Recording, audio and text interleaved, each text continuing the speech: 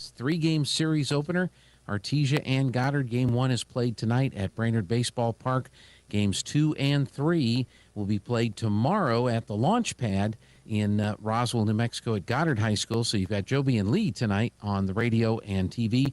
TV only tomorrow with Henry Villarreal doing the play-by-play. So be sure and listen in for that. It's a big game because both of these teams are undefeated in district. Goddard 6-0, Artesia 6-0. It's a three-game series. So the winner of this series will be the district champ, and both of these teams are fighting for a top A spot in the playoffs. Goddard ranked number 1 in 4A, Artesia ranked number 7. Tomorrow we've got a big softball doubleheader for you on radio and TV. Artesia Lady Bulldogs finishing out their 2024 home campaign for the regular season, hosting the Portales Lady Rams. Portales is 0-7 coming into the doubleheader tomorrow night. Artesia 5-2. Lovington is 6-1. Lovington will be hosting the Goddard Rockets tomorrow night in Lovington. And at the end of all that action, we'll see who the district champion is, who the runner-up is. Lovington right now is in the driver's seat, so Artesia will need some help from Goddard if they want to tie or claim the district title after tomorrow night's action. And again, that will be the Artesia Portales doubleheader will be our radio and TV games of the night on KSVP TV and KSVP Radio tomorrow.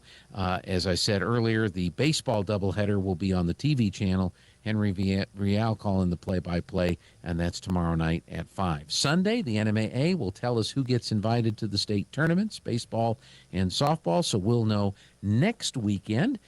Should Artesia baseball and softball get in, and they should, we'll know if they're hosting home games in that first round of the playoffs next weekend. And whether it's home or away, we plan on covering them all the way on KSVP and the games we can video on KSVPTV.com. All right, game 1 of this big 3-game series, Artesia and Goddard, coming up next. Joby is coming up along with Coach Johnson with the starting lineups in the first pitch. Don't go away. Hey, this is Jennifer from Trustmark Roofing. Every storm chaser's worst nightmare. You know storm chasers, those out-of-town roofers that descend on neighborhoods after big storms. They come in, do a crummy job, then poof, they're gone forever. Well, a few years ago, our area had a hailstorm, and right on cue, storm chasers showed up. I was driving home from work one evening and saw one talking to an elderly lady on her porch. I said, "Not today, buddy." I did a U-turn, pulled in the driveway, and walked right up to them. I warned the woman who they were talking to, and I chased away the storm chaser. The woman's daughter called me later and said a storm chaser ripped them off a few years ago. She thanked me for stopping this one and chose Trustmark for her roof. Trustmark Roofing. Every storm chaser's nightmare. Every homeowner's champion. Call today for your 20% off coupon for our spring and roof gutter maintenance service. 575-755-ROOF. or visit TrustmarkRoofPros.com. Trustmark Roofing, we put people first. Cisco Equipment in Artesia is your local dealership for construction equipment, both for rental and purchase. We have a full service department and parts department to provide the equipment, parts, and service you rely on. With brands like Linkbelt, Hyundai, JCB, XCMG, and more, we want to be your primary choice for all of your equipment, sales, rentals, service, and parts. If you're looking for a specific part, come see us first. Cisco Equipment carries a solid line of new and used equipment for rent and for sale, including excavators, loaders, telehandlers, backhoes, skidsters, and more. We proudly serve southeastern New Mexico, and we offer multiple locations in Texas, so that no matter where your job is, we're here to help you get the job done. Stop in and see us today at 1706 South 1st Street, or give us a call at 575-748-1314. We look forward to earning your business. Cisco Equipment in Artesia, a proud supporter of your Artesia Bulldogs. Artesia High School Bulldog Sports is made possible thanks to Buckhorn Production, LLC. Founded in 2021, Buckhorn Production, LLC operates over 200 wells in the Permian Basin. Like the Artesia Bulldogs, Buckhorn Production, LLC strives for excellence in all of our operations. We encourage all of our employees to be great members of our community and encourage you to join them in supporting all of our athletes, students, teachers, and administrators. Buckhorn Production, LLC, proud to support the Artesia Bulldogs. The Artesia Police Department wants to remind you to lock up your vehicles, take your keys with you, and never leave valuables in your vehicle. If you're looking for a rewarding career in law enforcement, the Artesia Police Department is looking for you. The department is currently hiring certified and uncertified officers. Take advantage of a great retirement plan, paid leave, and medical benefits. Apply in person, online, or call 575-746-5000 for more information. The Artesia Police Department is an equal opportunity employer. And please always remember, don't drink and drive. The need to grow past our basic capabilities and experience the impossible will forever keep aviation technology evolving. Within the Aviation Maintenance Technology program at ENMU Roswell, students thrive knowing that the faculty and community are supporting their success. ENMU Roswell is dedicated to empowering students through hands-on skills training in a nurturing environment. To learn more, contact us today. Hey, Robert, I'm your designated driver tonight. Pick you up at 7. Sober driving today keeps others alive tomorrow. Designated driver. Never drink, then drive. This message from the Eddy County DWI program.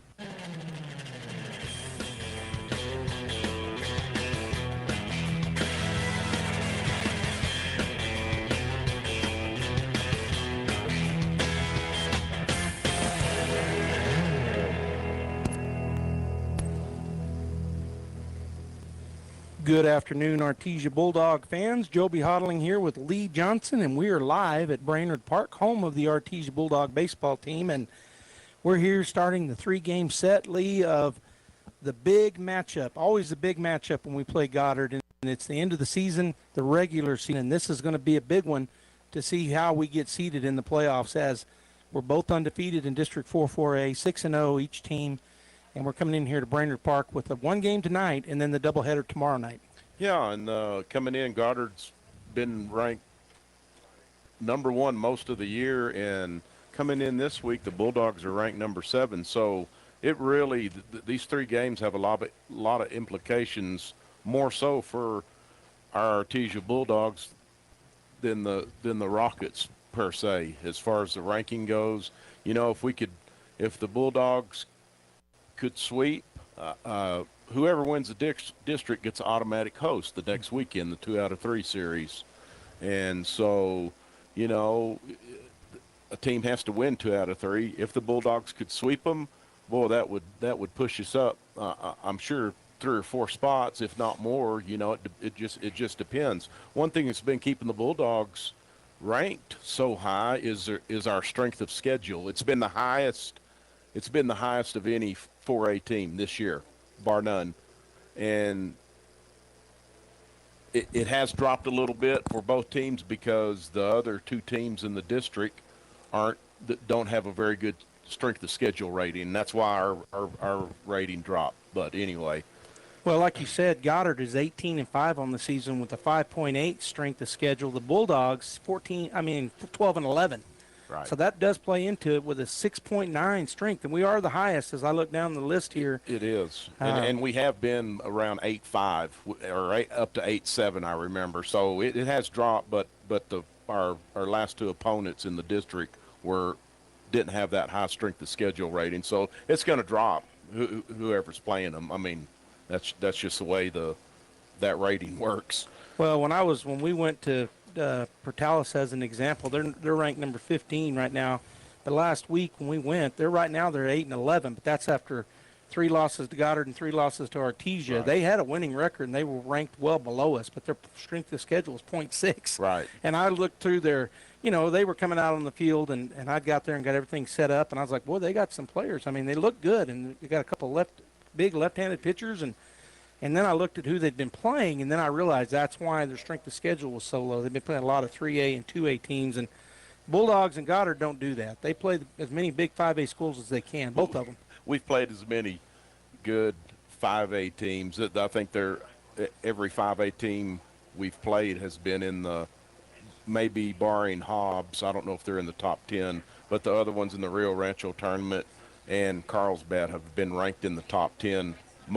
Several of them in the top 5. Yeah, no doubt about it. We played the number 1 school in La Cueva. We were talking about it before we got on air, and they're really good. They may even be nationally ranked. They're just that good. Well, real quick, let's run through the starting offense for the Goddard Rockets. It'll be number 2, Ross Stokes, playing shortstop and batting first. Number 24, Ryan Alsop, and playing second base. He's in the 2-hole.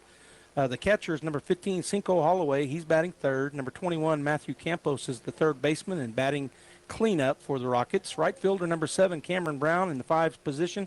Number 3, John Silva, playing center field, batting 6th. The first baseman is number 18, Michael Matheson. He's batting 7th. DHing is number 17, Garrett Langley, and he is batting 8th. And then left fielder, number 11, Isaiah Herrera, is batting 9th. And I forgot to write down who's their starting pitcher for Goddard. It is Tyler Conrad. Tyler Conrad starting for the Goddard Rockets, and that's their offensive setup, plus where they're playing defensively. For the Bulldogs, we have Josiah Rodriguez out in left, Jesse Amendadas in center, Frankie Galindo playing right field, Diego Morales at third, Jet Fuentes at short, Caden Beauregard, Bub Beauregard at second, and Dalen Pacheco playing first, with Aiden Huffman catching the pitcher, sophomore Jack Byers. And we're about ready to go as the clubs are on the field. And the first batter is at the plate, so I'm going to hit play on my scorebook. Byers comes set, and the pitch. A little bit high and in, and so ball 1. And I don't know, yeah, we've got him. What is Stokes doing on the season? Stokes, through 22 games, is hitting .364, which is really good. Pretty high. Yes. Second pitch, swung on, hit well off the right field, but playing him about perfect is Frankie Galindo, and there's out number 1. Didn't have to move much, moved a little bit to his left, but good play by Frankie. So that wind, Joby's blowing really from first to third, so anything hit to the right part of the field in the air, it held up. He's playing, they had him positioned perfectly. That ball held up just right. Didn't carry, knocked it down a little bit. And interesting enough, it's not that strong of a wind. Normally the wind just really blows, right. But it's blowing. But as Lee said, kind of across the field here. So left side batters are going to have more of an advantage. Next pitch is going to be hit. Little looper, and a great play by Jet Fuentes as he had to go hard to his right and reels it in. Boy, nice play by Jet. And that was Ryan Alsop.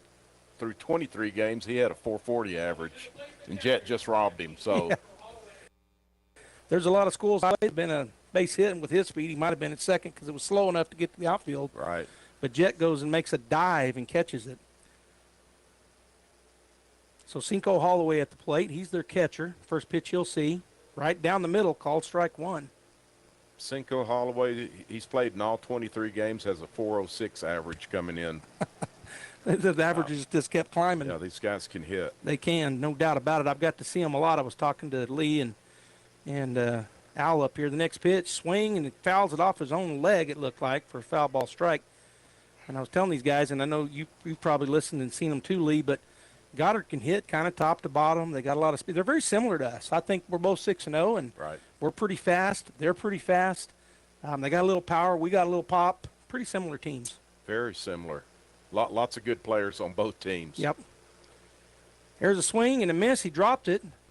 Did Huffman, but he picks it up and throws it down. So, boy, the Bulldogs made short work there as they get them 1, 2, 3. No runs, no hits, no errors. And we'll go to the the bottom of the my computer went down. We'll go to the bottom of the first inning. No hits, no runs, no errors, nobody left on base. Coming to bat, Nia Estrada, Frankie Galindo, and Jack Byers. We'll be back. Innovation, service, integrity, and knowledge. J.S. Ward and Son Insurance Agency. Auto and home, life and health, personal and commercial. Bonds too, since 1925. We have the coverage for you. Innovation, service, integrity, and knowledge. J.S. Ward and Son Insurance Agency. Artesia Plumbing, Heating, and Cooling, home-owned and operated for over 50 years, are here for all of your plumbing, heating, and cooling needs. Artesia Plumbing, Heating, and Cooling has the expertise to install residential, commercial, and industrial air conditioning units, including the conversion of evaporative coolers to refrigerated air systems. Cut cooling costs with high-efficiency Carrier units from Artesia Plumbing, Heating, and Cooling, your authorized Carrier dealer. Artesia Plumbing, Heating, and Cooling, a proud sponsor of Artesia Bulldogs and our community for over 50 years. All right, Bulldog fans and Goddard fans out there, we're back here. Lee Johnson and Joby Hodling on KSPP Radio and KSPPTV.com. And we're at the end of district here, Lee, District 4-4A. And the Bulldogs and the Rockets come in 6-0. It's a big weekend for both teams. Big weekend. Sure, sure looking for a sweep. If you can win 2 out of 3, you're going to be the district champ, get to host a 2 out of 3 series that next weekend. The top 8 get to host a 2 out of 3, and the bottom and from 9 to 16 have to travel 16 to 1 and so on. So it is a big deal, very big deal for our Bulldogs. Since we're down in the rankings from where Goddard's at number 1. All right, so leading off for the Bulldogs will be the aforementioned Nye Estrada. He's DHing tonight, and he's got how's his average and stuff look? Through 20 games, Nye's coming in with a .418 batting average. So you like those high batting averages as a leadoff guy, and then get on and set up the table for the guys that come up and spank them home. Of course, Nye's, I think he's hit a home run or two, maybe just one, but he's got some pop. Has 1 home run. Yeah. All right, I'll give you the Goddard defense right after this pitch. Tyler Conrad on the mound. There's a swing. It's a high hopper to the shortstop. Stokes comes up throwing. He kind of lobbed it, but he got it there, and that's a 6-3 put out on the very first pitch. It's a good play by Stokes. He ran through the ball and saw he had enough time not to have to really bear down on the throw, and being quick to first is what really helped him. All right, so that brings Frankie Galindo to the plate. He's our right fielder tonight. And Frankie through 19 games is hitting .295, almost .300. Well, he looks at ball one a little bit high. Defensively for the Rockets, after this pitch, I'll set up their defense. That ball is the same pitch, a little bit high. Herrera, Silva, and Brown from left to right. Campos, Stokes, Alsop, and Matheson from third to first. Holloway catching Conrad on the bump, and he works quickly, and that's going to be ball 3. So 3 straight here to Frankie. As a former coach, you're the former head coach for the Bulldogs, Lee. Are most times you're saying we're sitting on this pitch? Is that pretty standard? It depends on the guy. With our speed, I'd rather have him on base. And, I mean, if you can walk, that's just as good as a hit. And that's what you have to sell to your kids, is being on base is what counts. And we have outstanding team speed. Well, and Galindo, one of the fastest, he just got that walk. It looks like we're going to have a fairly tight strike zone, which I'm game as long as you're consistent. A couple of those were just right out of the top of the strike zone, which that last pitch was, I guess, because he called it a ball. He did. But that'll bring Jack to the plate. Jack Byers, one of our sophomores. Jack hitting .429 through he's appeared in 20 games, so outstanding average. Yeah, Jack he's kind of one of those 5-tool players, and he'll look at a called strike one. Looked like what was that? Was that a curve? I think it was a curveball. Yeah, it was something off speed for sure. So Conrad, the pitcher, Joby, has a 5-2 record with a 2.74 ERA, which anything under 3 is really good. So that's why he's starting this first game for sure. I've been noticing Galindo not getting a big lead over there, and there's going to be called strike 2. And again, an off speed looked like a little bit of a curveball. It wasn't your standard 12-6, but it broke kind of a cross. Yeah, Bulldogs are seeing lots of off-speed stuff, which that may be part of the Rocket game plan against us. There's a swing and a drive out to right field, but they played him out there pretty good. Oh, and he missed it. I thought he played him good, but it just tailed on him. Missed, sure. That's going to go in as a double. He didn't get his glove on it. No. And so he just was fading that way. I thought he was going to get to it easy, but the ball kind of had a slice. Off that right-hander's bat for sure, and the wind knocked that ball down and made it even slice even more. I mean, some of you play golf, and I used to call my slice a power fade, but anyway. All right, we got number 18 coming in to run for the pitcher Byers, and that's going to be David Hammond as a courtesy runner. And so let me get him into the scorebook here. So at the plate is Dalen Pacheco, our first baseman. Dalen, through 23 games, has a .353 average, and he has 2 home runs. He hit one last game against the Wildcats. And there was a good breaker right there. He kind of even bent his knees a little bit.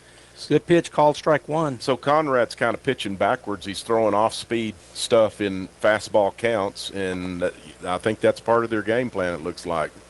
There's a ground ball to the right side. they're going to score a run. The Bulldogs are, as Frankie's too fast for that. First baseman didn't even look him back. He had plenty of time, but decided not to. I think he had a play at home if he'd have just thrown it home. Yeah. Frankie was committed to he came all the way. He was going on contact for sure. Yeah, and he had to take 3 steps to the bag, and it was too late. Didn't make a good throw either. So. Well, the Bulldogs get on the base first, and now we've got at the plate number 1, Diego Morales. Diego, through 17 games, is hitting .381. So it's 1-0 Bulldogs, and Diego looked at ball 1, but there's called a strike 1, so he's got a 1-1 count. Yeah, he started him off with 2 curveballs in a row, Joby. Yeah, and he's done that to every batter, I think. Pretty much. All right, but the Bulldogs get out here as they get their first 2 batters aboard, and now have a run across as he fouls that off and out of play. You know, with 1 out, or there are 2 outs. There's only 1. Oh, there is 2 outs. Yes, sir. Okay. We need a 2-out hit. There's a ground ball to the second baseman. Alsop will pick it up and fire it over 4-3 for the out. Pretty routine there, but the Bulldogs do some damage, Lee, as they get on the board first. It's 1-0. Let's see what the line score. 1 hit, 1 run, no errors, and 1 runner left on base as we go into the top of the second.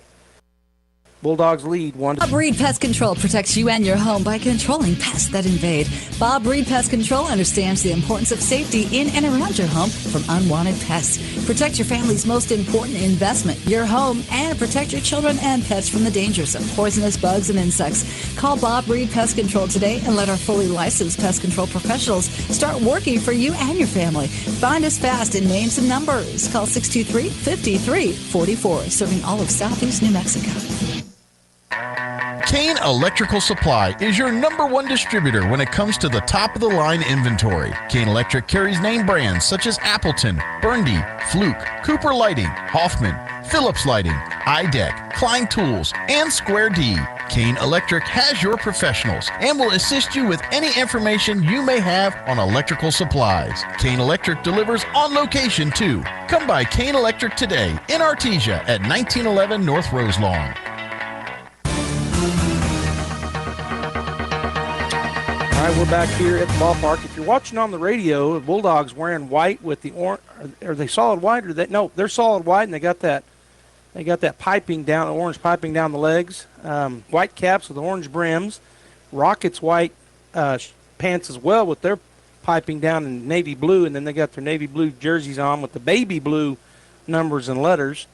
Just in case you're not watching on one of our many places, you can be watching on KSVPTV.com, KSVP Radio on Facebook, and KSVP TV on YouTube. But if you're watching on the radio, there you go. All right, so number 21 coming to the plate for the Rockets, and that's Matthew Campos. He's the third baseman. Campos hitting .358. It's appeared in all 23 games. Yeah, so we haven't had anybody under .340 yet for the Rockets. No. They're a great hitting club, and so Byers want to try to shut that down with defense behind him. There's a swing. That's going to be a ground ball up the middle. Can we get to it? We cannot. So there's their first base hit of the ball game with just a chopper straight up the middle. Right. Yeah, they're going to put the ball in play for sure. And, Jack's thrown a lot of strikes, and that's what you want your pitcher to do. And you can't strike them all out, and they're going some are going to be hits, and hopefully a lot of them aren't. So. Yeah, when you know they got a good hitting club, you're hoping they hit it at you. Let your defense play behind you. Just make them put it on the ground or pop them up.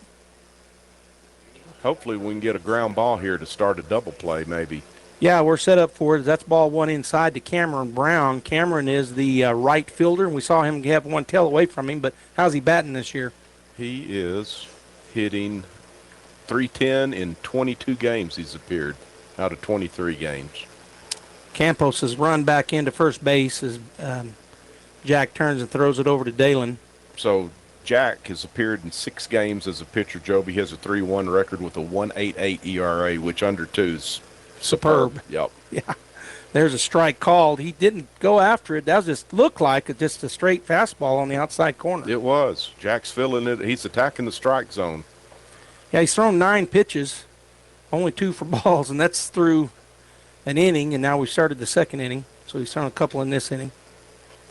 That's a foul ball off of Cameron's leg. Boy, that was a good pitch. Oh, that was a great pitch. It had arm side run, or that ball's tailing into a right-handed hitter, and he could not do anything but foul it off the inside of his foot for sure. Yeah, he just went from the outside corner to a nice, as you said, it run him in on his hands, and either he swings at it and does what he did or takes a strike. That's it. 1-2 the count to Brown as he steps back in. Setting up on that outside is Huffman. Here's the pitch. He bounces it. That's going to get by him and moves out of double play ball here as he gets to go down on a, you call it a pass ball or a wild pitch? I'm going to call it a wild pitch, but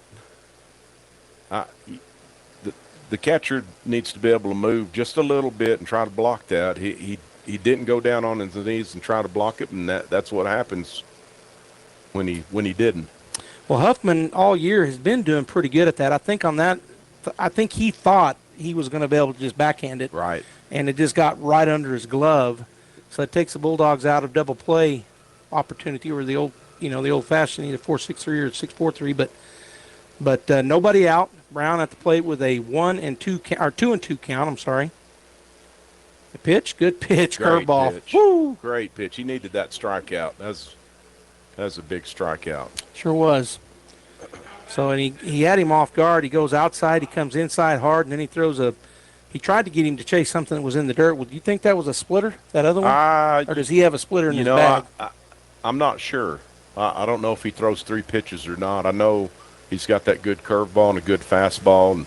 And sometimes when you throw that curveball, you can either throw it harder or softer and make 2 pitches out of it. Probably. Right. So. Well, Silva looks at the ball low and away. That fastball just kind of dove on him outside. So we got John Silva at the plate. Where's number 3 playing center field tonight? Now he's hitting 388. Man, they are good hitters. They are really good hitters, yeah. Goddard. I don't know how well the guy at second runs. I don't think he's super fast, so we could have a play at the plate on something to the outfield or something to third base even. Yeah, if he sends him, you're right. It'll depend on where they're coming from. If they're out that deep, they're kind of playing deep, except for in right field, a little. But these guys can hit, and they know it. Right. So a pretty good lead at second. That pitch is in for ball 3. So 3 straight here to Silva from Jack, and so he'll have to just bury one down the middle. We'll see if Silva at the plate has the go-ahead or not. And he might. They're all pretty good hitters. They might all get the green light. Yeah, it just depends on how aggressive the head coach for Goddard wants to be. Well, I figured Jack's going to bury one down the middle, and he did. It was a little on the outside side, but it was called strike 1. Good pitch. We'll see if Jack can come back and work his way back into the count right here. One thing he's good at is doing that. He doesn't get behind much because he pitches pretty regular strikes. Right. But when he does, it seems like he always battles back. Huffman sets up on the inner half, and that's going to be fouled off. That pitch wasn't quite in as where Huffman had set up, but it was another good fastball. It was. You can see the way he fouled it off to the right side now to play that he's behind. Some of them may be thinking curveball, and that if you can get that off-speed pitch in the back of their mind, it makes your fastball just a little bit better. Yeah. And we'll see if he's going to throw him a curveball here or not, or I'm not sure. He's been coming with the off-speed when he's been ahead in the count. Well, he's setting up on the inside, and he threw a fastball in there, but it was too high. Ball 4. So really nobody hurt on that because there was an open base at first, and it does set up a force play. So the double play is still in order right here.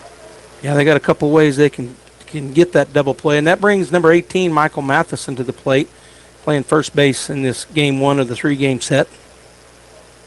Michael's hitting in 22 games, 275. All right, so Huffman sets up on the outside. He's going to go in and high, so I don't know if he's just missing his spot that time or if maybe they just got crossed up. But in any case, it was up high off the plate for ball 1. I don't think they've given the defense this. So we got Rodriguez, Amendadas, and Galindo left to right. Morales, Fuentes, Beauregard, and Pacheco third to first, with Huffman catching Byers. Defensive setup. That was a good pitch. Called strike 1. Good pitch. Just a hard fastball on that outside edge, and it was up in the strike zone a little bit, which you don't want to hang one, but on the outside, they force them to go opposite field, which is hard to do on that fastball. Right. Yeah, Jack, if he can get that ball down, maybe he can get him a ground ball right here. Curveball, that is a ground ball. That's going to allow Morales to touch third, fired across. And unable to scoop it up was Pacheco. Boy, that would have been a good one. The ball was hit when one of those choppers, a lot of times too slow, but that got to him pretty quick. We had a chance. Yeah, it did. He just kind of spiked that throw, and Pacheco, yeah, that's a tough play for a first baseman. I mean, so couldn't pick it, and Goddard's still alive right here with the guy in scoring position. Well, it's one out. We did get the lead runner, which is good, and we still have, as you said, the chance for a double play. At the plate is Garrett Langley, number 17. And there's a base hit up the middle. Let's see if they send him. They probably will. Here comes the throw. They're going to let it go through. We have a chance. We got him. Good play. What a great throw. That was an outstanding, it was a really good throw, but it was a better tag by Huffman because the throw took him just up the line just a little bit, and with the kind of a sweep he got him on, looked like he got him on the hamstring on his left leg. So outstanding throw by Jesse Armendariz. All right, so the Bulldogs get in a little bit of trouble there, but they ended it was a 8-2 throw out. And I had the outs wrong. I don't know what I was thinking. There were already 2 outs. So Goddard gets 1 hit, but no runs, no errors. 2 runners left on base. We'll come back with Aiden Huffman leading things off. Fuentes and Beauregard after him. We'll be right back. If you love to drive, or even not so much, take your car to the place with the magic touch. It's Big O Tires. Trust the team with expertise for tires and more. Visit your locally owned Big O Tires. From April 22nd through May 12th, save big and get $70 instant savings on 4 select in-stock Cooper tires with installation purchase. Big O Tires, the team you trust. Installation charges extra required on all 4 tires. Not valid with other offers. Eligibility may vary. Disposal fees extra and shop fees extra where permitted. See store for details. Hi, this is Jim Gill from Roswell Seed Company, here to announce that our geraniums are ready. So now the great debate begins. Are they pink or are they raspberry sorbet? Are they orange or are they Caribbean coral? Well, whatever you call them, they're the prettiest geraniums anywhere. We raise them in our own greenhouse, then send them home with you to brighten up the world. So come get yours now while the selection is best. Don't worry about the silly names. I heard that. Yes, dear. Coming, dear. Right away, dear. Of course, you're right.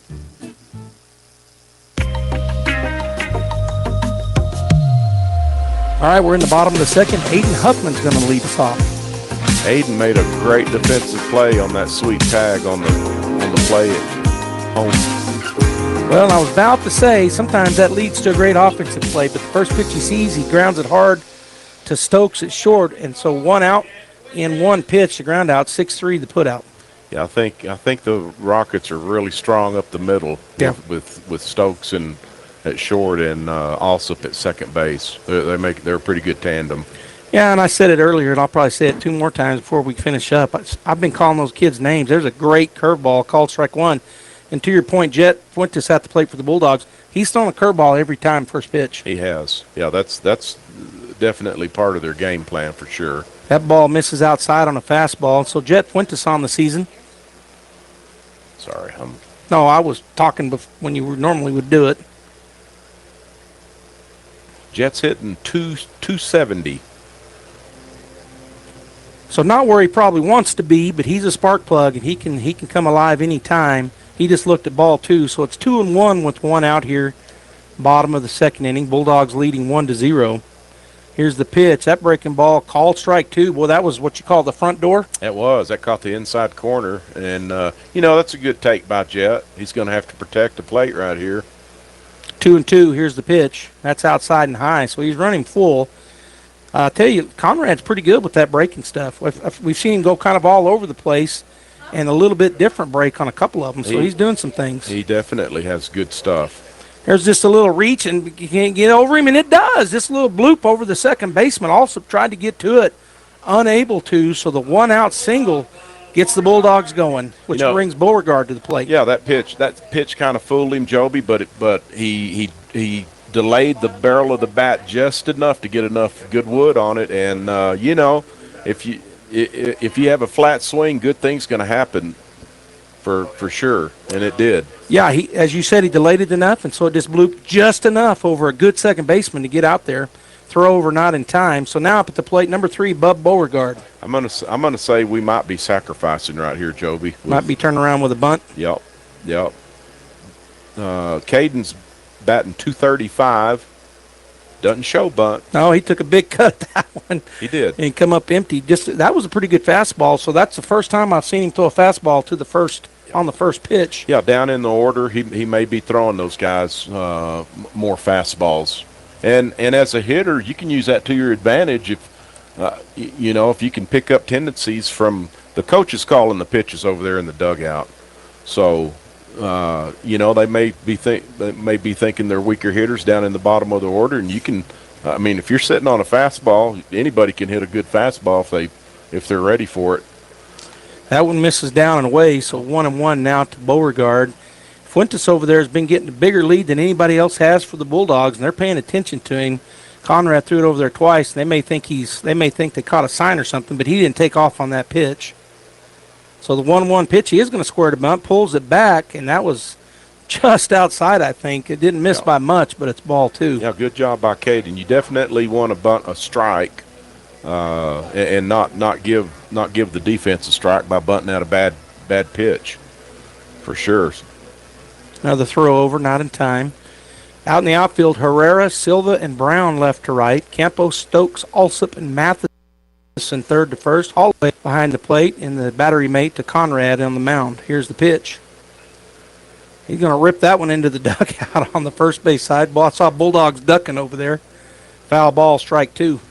The Bulldogs with their speed, the guys that are really fast, I would challenge them. If you can hit the ball on the ground, we've seen many infield base hits just from their speed, and that's what Caden. He's trying to hit a line drive for sure. But boy, he's got a big hole in between third and short over there. If he could pull that, third baseman's playing way to the line, which is kind of surprising. Yeah, and he's got a big hole between second and first He too. does. He's kind of got 2 ways to go. If he comes inside, I'd do what you said, try to turn on it, get it in that hole, right, the 6 hole, and if it's an outside and it's close enough to swing, try to poke it into the 3 hole over there. Well, an outside fastball, you can go that way. An inside curveball, hopefully you can pull it in that 6 hole over there. And that misses away, and that's ball 4. So that puts runners at first and second and brings up our center fielder, number 8, Jesse Amendadas, batting in the 9 hole. That was a good at bat by Caden because he fouled off a couple of tough pitches, and so I'm assuming they're going to sacrifice again. I'm going to say it. Well, we're at the bottom of the order. Right. You want to play a little small ball. There is 1 out, but if he can, maybe not. There is an out. Yeah. Yeah. And that's outside. Ball 1 to Jesse. Jesse hadn't been hitting as well, but against Lovington, he had some hits, and he came along, so hopefully he can carry that through in this game right here. Yep. Curveball called, strike 1. That was that kind of started out on the middle of the plate and then broke to the outside edge. It's another good pitch. Yeah, 2 curveballs to start him out with, for sure. Runners get their leads. Here's the pitch. He's going to swing at that one, and he kind of waved at it. Yeah. I think the pitch might have fooled him a little. Yeah, 3 curveballs in a row, so the pitcher can throw just about anything he wants to right now. Jesse's sure in a defensive position, and he did try to get him to chase, but he did not. So good job laying off of that outside pitch by Jesse. Well, if he can just get a little soft liner, that's going to score Jet for sure because the outfielders are really deep. Yep. And he got him swinging. Foul ball into the mitt, and that's strike 3. Going to have a 2-out hit again by Nye right here. Well, Nye steps in. He is 0 for 1 tonight. He grounded out to the shortstop. So he'll step in and face Conrad for the second time with runners at first and second here in the top of the second. First pitch. Tried to back or front door him. Is a little bit high. Ball 1. Conrad, again, works really quick. Here's the pitch. And that was an outside. Same thing, curveball. And he didn't go. ball too, but the catcher asked him to check. Of course, I don't know how you know more about baseball, a lot more than I'll ever know, but how does the umpire over there call that? He can't. He can't. Conrad steps off. 2-0 here. It's a good hitter's count for a leadoff batter here. It is. If he could drive something in left center, there's a huge gap out there. But instead, it's a pop up over to right center, and the center fielder is going to end up catching it, John Silva, for out number 3. So the Bulldogs get some folks on, but unable to do anything with it as they get. Well, if I can get my thing to cooperate with me, the Bulldogs get 1 hit, but no runs. There were no errors, and we leave 2 stranded. Bottom or the top of the 3rd coming back. Home health care is health care in the comfort of your own home when you cannot care for yourself. Home care services can help someone who has chronic health issues, medical setbacks, or health impairments. J&J has the best skilled nurses and therapists for any of your special needs. So why pick a stranger to care for those you love when you can pick your beloved neighbor with over 25 years of experience? J&J Home Care is here for all your home care needs. Call us now at 575-746-2892 or visit us at www.jjhc.org. Ruben Loza here with Richland. We have over 80 pre-owned vehicles on our lot, and they are all marked with great deals. So of course you're getting the best price at Richland, but you also get powertrain for life. If you do all your oil changes and tire rotations at Richland, you get a powertrain warranty that includes all engine, transmission, and driveline repairs for the life of your vehicle, which means thousands of dollars in savings. So save yourself some dollars and worries and purchase your vehicle from Richland at 2nd and Sycamore and at the Y in Roswell, home of Powertrain for Life.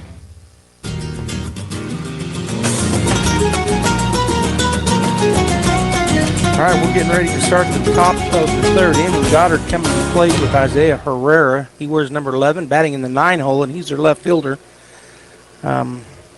Bulldogs about to throw the ball down, but how's Herrera batting on the season? He's 280, so the 8 and 9 guys were under 300. I think it was just the only 2 that aren't hitting above 300. Yeah, and it felt like as you were going through them throughout the 1st and 2nd innings, they're all hitting above 340. Right. One of them hitting over 400, I think. Of course, we do, too, have a 400 hitter. And they have a team batting average of 325, and I was going to say the Bulldogs not bad with 306. Yeah. I mean, anything over 300 is really good. And that's the team average. That's the team average. Right. All right, so Isaiah Herrera will step in to face Byers for the first time tonight. Jack going from the stretch, which he's pretty much done all season. I've seen him pitch out of the wind-up some in a couple games, but mainly he's been going from the stretch. Must feel more comfortable. First pitch, right down the pipe with a fastball. It looked like he fouls it off to the right side. And you said this earlier, Lee, they're behind on his fastballs right now. They are. And the flag now is blowing straight at us in the press box, so it's shifted. Coming out of the east. It is, directly due east. I would try to adjust my outfielders if, there's got to be a lot of stuff being watched. To me, that's a big deal if you can adjust your outfielders to what the wind's doing. It can sure help on some fly balls possibly. Well, both the center fielder and right fielder for the Bulldogs playing a little closer than they were in the last. Boy, that was a good breaking pitch. Called strike 2. Caught that outside corner. Yeah, Jack's still attacking the strike zone like he liked for your pitcher to do, and he's got this guy. He doesn't know what's coming, so hopefully he's guessing. He's setting up on the outside as Huffman. We'll see if it's another curve. No, he just goes right at him. Drop 3rd strike. He's going to fire it down to Dalen, and that is out. Swinging and drop 3rd strike. 2, 3. And so 1 out here in the inning, and that gets us back to the top of the order. And like I said I'd say it 2 or 3 more times. Some of these guys in this top of this order really kind of through the order have been playing, seems like forever for the Rockets. Stokes is a good ball player. He's their leadoff batter and has been, I think, for 4 years. He is. He's, as a leadoff guy, you're not going to get quite as many RBI opportunities, but he has 14 RBIs on the season, which is good for a leadoff man. And how many hits? He's had 28 hits in 22 games, so he's averaging over a hit a game, or a hit a game for sure. All right, so ball 1, it was high and tight. Here comes ball 2, and he went inside again on him. Still a little bit too high, and Stokes has a good eye. He didn't, sometimes those are hard to lay off of. You think they look so big and fat, and then all of a sudden you swung through them. They are, and he's looking for something probably middle away, and that's probably why he took that pitch. What a great pitch. That was a good one. Yeah. That was one, and that had some movement. That was a curveball, wasn't it? He just had a little more speed to it that time. So, Jack, that's a fastball count, 2-0. He's pitching backwards, throwing a curveball. We'll see what he does right here. He went down and in, and I thought that might have caught it, but the umpire says no, so that's ball 3. He hit where Huffman had set up on that inside half. I guess it was a little bit too low. I don't think it was too much in. But the catcher really has to stick those balls, because when the ball comes out of the glove, it's that means everything on a close call strike. Right. And just a little bit high, so it is. He has remained consistent. Our umpire, it is a tight strike zone. We've seen some pretty wide ones for the Bulldogs, but this was a good tight one. So it's going to force the pitchers to be pinpoint accurate, and that brings their number 2 batter, who's kind of, to me, just like Stokes, is Ryan Alsup, and he's the same. They're like twins. They do everything good. Yeah. He's second on the team in RBIs with 26, and he has 37 hits in 23 games. All right, so Byers taking a couple looks over to third, and he's going to throw a good pitch on the inside half of the zone and swing and a miss. Yeah, I don't know if that ball would have been called a strike, but he offered at it and couldn't catch up to that good fastball. Yeah, it was that inside. Huffman's, we can see where he's setting up. Right. And when Byers is hitting those spots, it's a pretty good thing. But the leadoff, no, we have one out, so runner over at first is stepping back a little bit. He got a bigger lead, and he kind of hustled back. That pitch down for ball 1. 1-1 now also. Yeah, curveball in the dirt. Aiden Huffman did a good job of staying in front of that. I can never say it enough. A good catcher's worth his weight in gold to a baseball team, trying to keep the ball in front. Throw over, not in time, just reminding him he's there.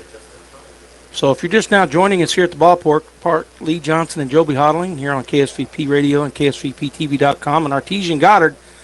We knew coming in it was going to be a dogfight. No pun intended.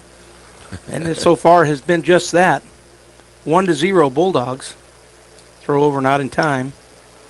Set up your defense real quick. Rodriguez, Almendares, and Galindo left to right. Morales, Fuentes, Beauregard, and Pacheco third to first, with Aiden Huffman catching Jack Byers. And a lot of things can happen. There's a lot of time left in this ball game, but so far kind of been a pitcher's duel and some decent defense behind them. Runner started to go, and he came back. That's ball 2. Yeah, he kind of faked that. Yeah. I don't think he was really going. No, we'll see what. Good hitter and guy at first with good speed, but the coach didn't give any signals. But sometimes they don't have to give signals for a guy to be able to go. Right. Here's the pitch. Another good pitch, but he did not offer at it. And that was down in the dirt. That's a tough one to lay off of. But these guys at the top of Goddard's order know how to do it. Yeah, they've got good eyes for sure. They've played lots of baseball. Yeah. Their best players have in the summer and playing on travel teams and whatnot. So Byers going to have to battle right here. He's got a 3-1 count with 1 out, a runner at first base. Huffman sets up on that inner half. That's where he throws it and just tied him up. Fouls it straight back for strike 2. Good pitch. That got in on him again a little bit with that arm side. That arm side run. When I say that, the ball's tailing into that right-handed hitter. If it was a lefty, they don't have any lefties hitting, but it tell away from them, but on that, that's a hard pitch to catch up with. That is. Gets in on your hands, and you need to swing at it, but he fouled him back, so a full count here. The payoff pitch with a runner at first and 1 out. Good pitch. That's going to be a ground ball. Slow. We're going to have 1 play at it. That's going to be first base, and we can't get there in time. With that speed, he's able to beat it out, and that was just the decision was made quick over there as Pacheco went straight to first. Right. That's a tough play because tough play for second baseman. Caden set up in double play depth, so from his normal spot, he's moved over towards the bag at least a couple of steps probably. It's just a tough play, and he had to make a perfect throw. Almost needed to. I don't know if you can tell him to barehand that thing or not, but it was a tough play. Well, Cinco Holloway steps in. He's 0 for 1. He's going to foul the first pitch over to the dugout. He fouled out, or he dropped third strike, swinging strikeout his first time through. But now he's got runners at first and second with 1 out, and so Goddard doing what Artesia did, putting a little pressure on the pitcher. That's it. This is high leverage situation for Jack and the Bulldogs. Another good curveball, that front end that got on. He was in on his hands, and he couldn't lay off it. I don't know if that had been a strike, as you said a while ago. Yeah, I don't think it would have been. That's tough if you can't get the bat head out in front. You're jammed just like on a good fastball.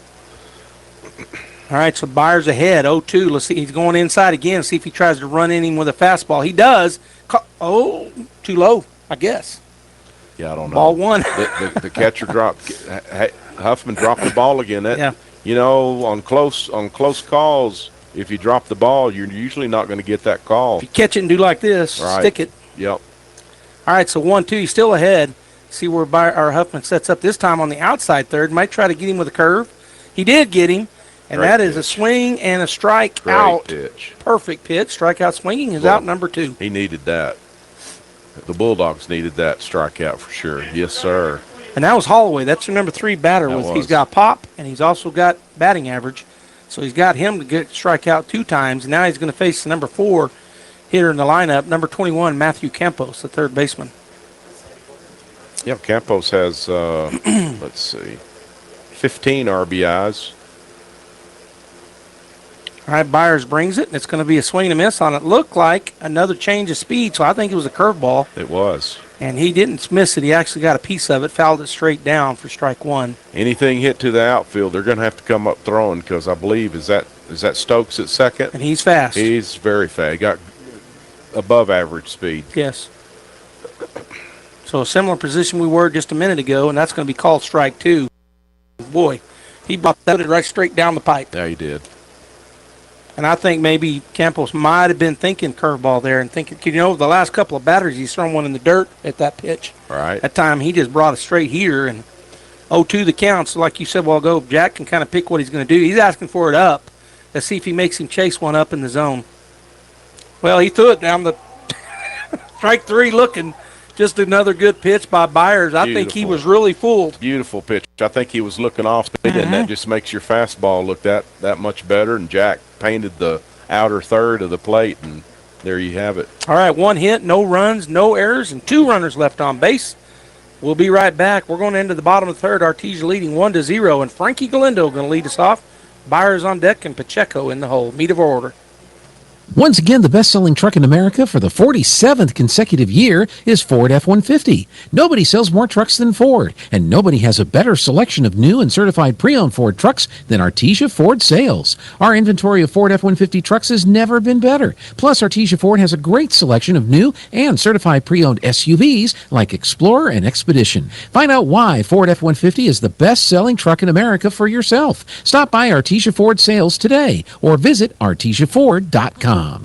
Are you interested in being an electrical lineman? Well, Central Valley Electric Cooperative is hosting a lineman camp on Thursday, May 30th from 9 a.m. to 12 noon at the CVE office located at 1403 North 13th Street in Artesia. The camp is open to ages 16 to 19. Come and learn some of the skills required to be an electric lineman. Lunch will be provided. For more information and to register, visit cvecoop.org. Come see if you have what it takes to be an electrical lineman on May 30th at our CVE Lineman Camp. We hope to see you there.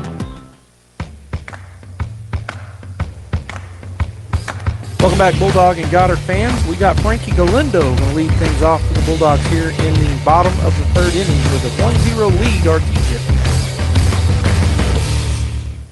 Frankie took a look down to Coach Ortiz at third base and got his sign. See what he tries to do here. Conrad goes to work quickly. First pitch, called strike 1 on a good curveball.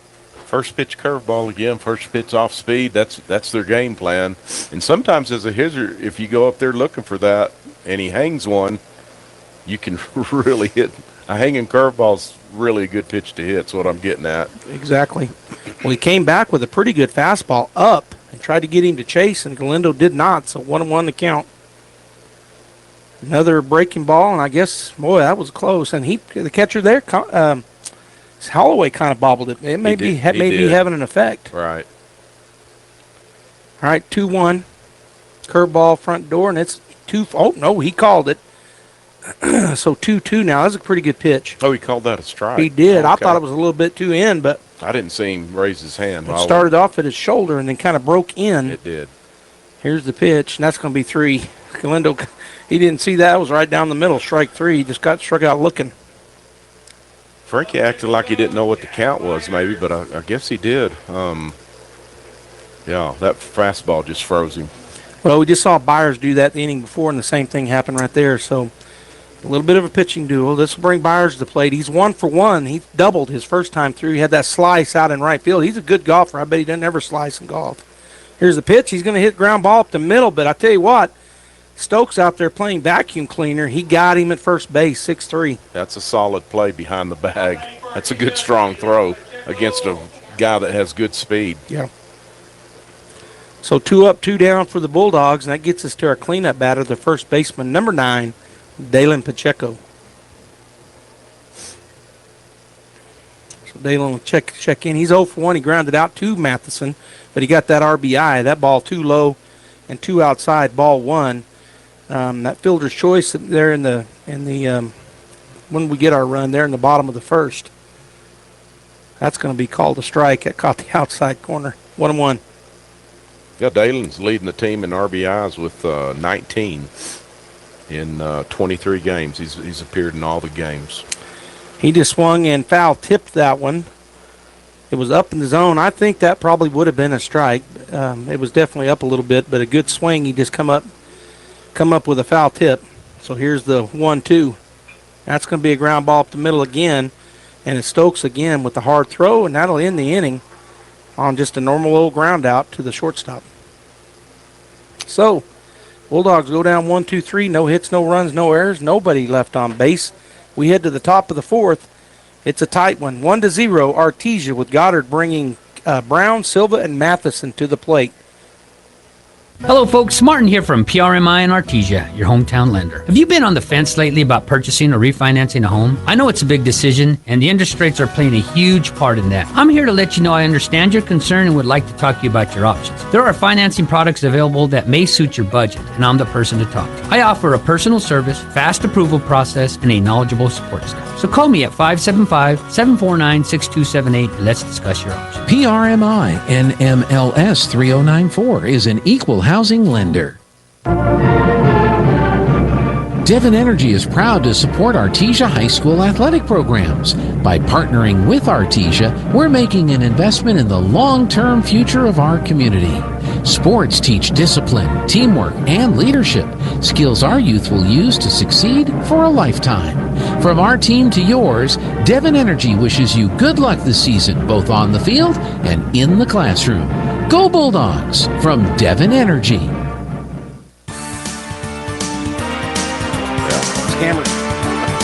All right, welcome back here to the ballpark. We're in the top of the fourth inning and lead. Pretty good game so far from a baseball, I would say from a, what's the word I'm looking for, baseball perspective. You know, you like those tight games. It's a pitching duel so far. Pitching duel. You bet. Yeah. Not very many hits. The Bulldogs have had, both teams have had some 2 hits apiece. That's it. Runners in scoring position that they've left there. And, you know, it's whoever's going to be able to get that 1 or 2 out hit for sure coming up through the next 4 innings. Well, Cameron Brown, the number 5 hitter, steps in for the second time. He struck out swinging his first time against Byers. First pitch, that's a looper out into the right, and can he come on and make the play? He sure can. Frankie Galindo shows that speed. He was played him shallow anyway, and then he comes in and catches that ball. That's a lot harder play than it looked because that ball was hit fairly sharp, and it was sinking with that slice to it, and Frankie had a beat on it. You could tell he wasn't fooled by the action of the baseball in the air. No, he had to charge it hard, and then as he was coming, he was moving to his left, watching it tail. Really good play. Yeah, he targeted it and went and got it. Next pitch, number 3, John Silva, swing and a miss. Strike 1 on John. He is 0 for 0. He walked his first time through. Yeah, Silva with that 388 average coming in with 19 RBIs. All right, so Byers comes setting up on the inside this time is Huffman. It's a chopper to our shortstop. He's going to have to one-hop it, which he did. He short-hopped it, and, you know, that's a good play, but it looked like he turned his head a little bit, but he got it, and he throws it across in time. Good play by Jet Fuentes. Good play, because if he stays back on that ball, it's going to be, I want to say it's probably going to be a base hit. Because that kid, for a big guy, he runs pretty well. Yeah. A good play by Jet. He takes it off the short hop, fires it across, and it really wasn't even close from that perspective. All right, so at the plate is 18, Michael Matheson. He's 0 for 0. He walked his first time through, and he looks at ball 1.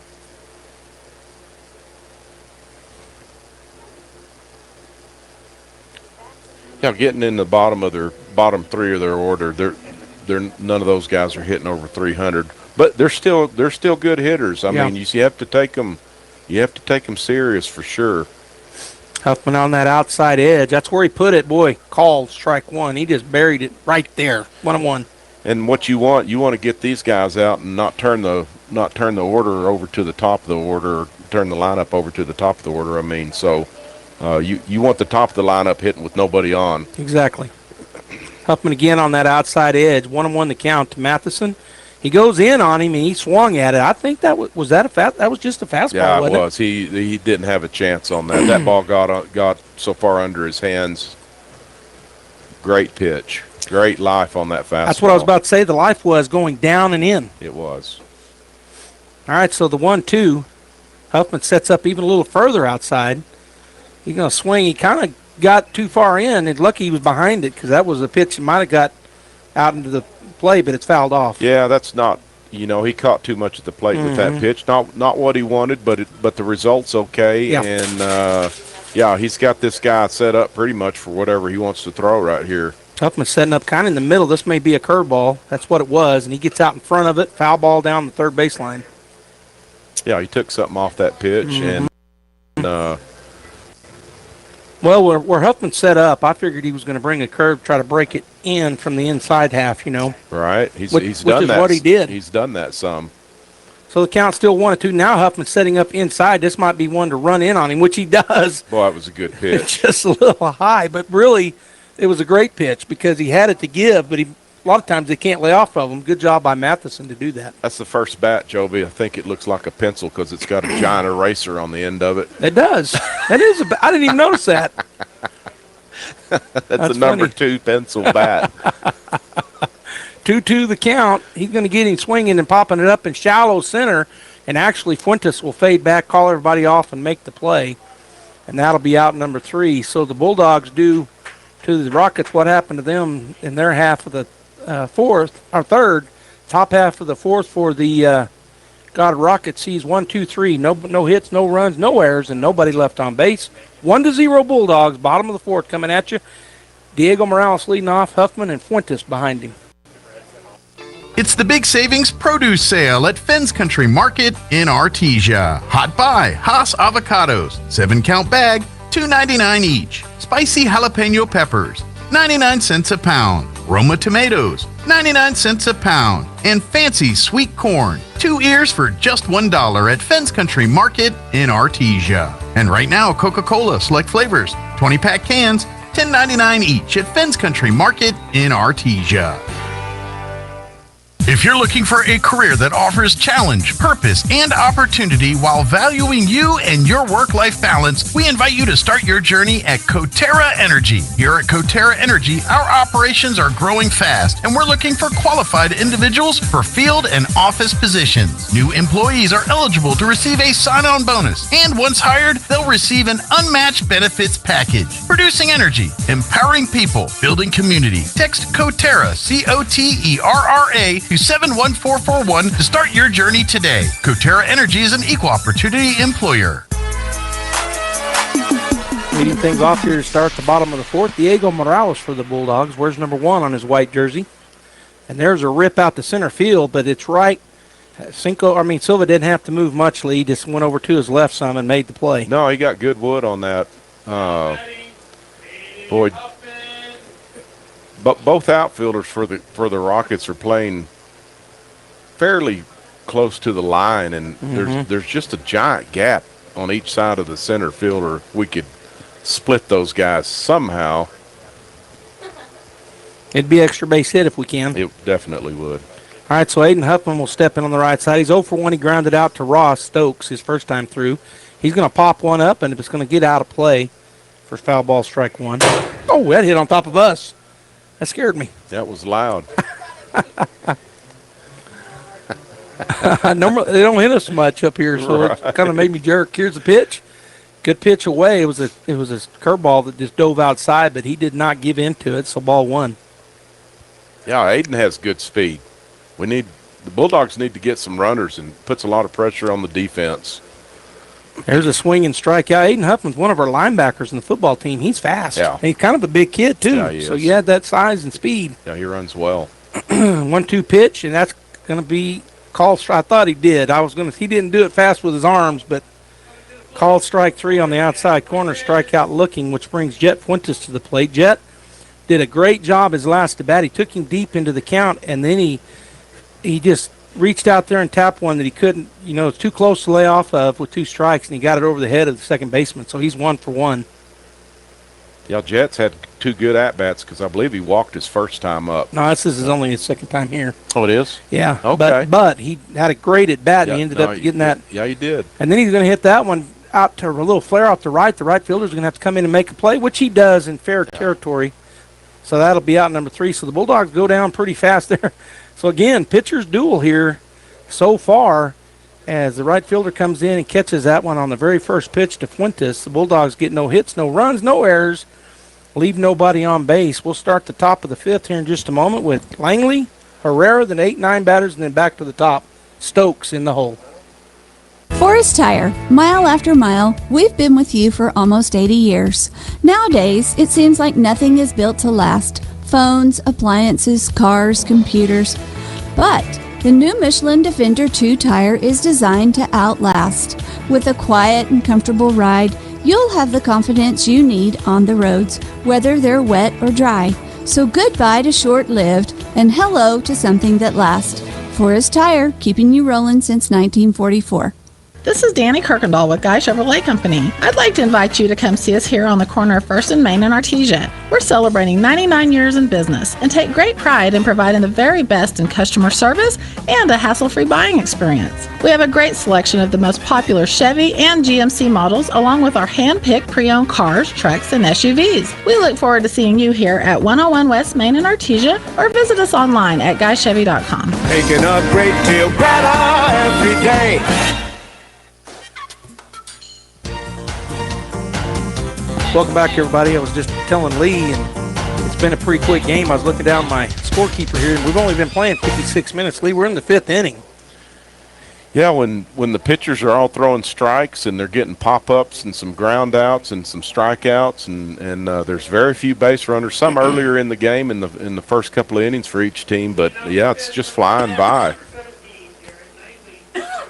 All right, so Garrett Langley will start off here for the Rockets, batting in the 8 hole. He's the DH, and he's 0 for 1. He hit into he actually is. I didn't put that in right because he got a single, but the third out came on the play as our center fielder threw out the runner at home. So he's 1 for 1. He looks at called strike 1, and there was a perfect example of a pitch that was set up perfectly by our catcher. It was down low. It might have been questionable, but he set it for the ump, and it's called strike 1. I think it was a strike anyways, but just a good job. Yeah, if he can frame that pitch, and on low pitches, you try to get that catcher to have his thumb under the baseball. Right.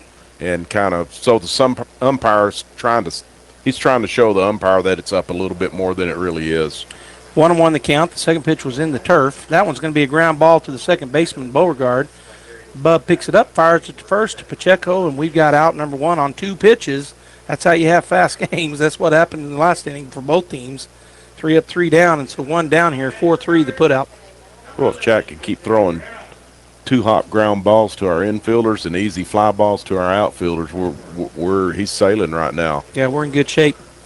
All right, so Isaiah Herrera will come to the plate, number 11. He struck out a drop third strike, so a 2-3 put out on swinging strike.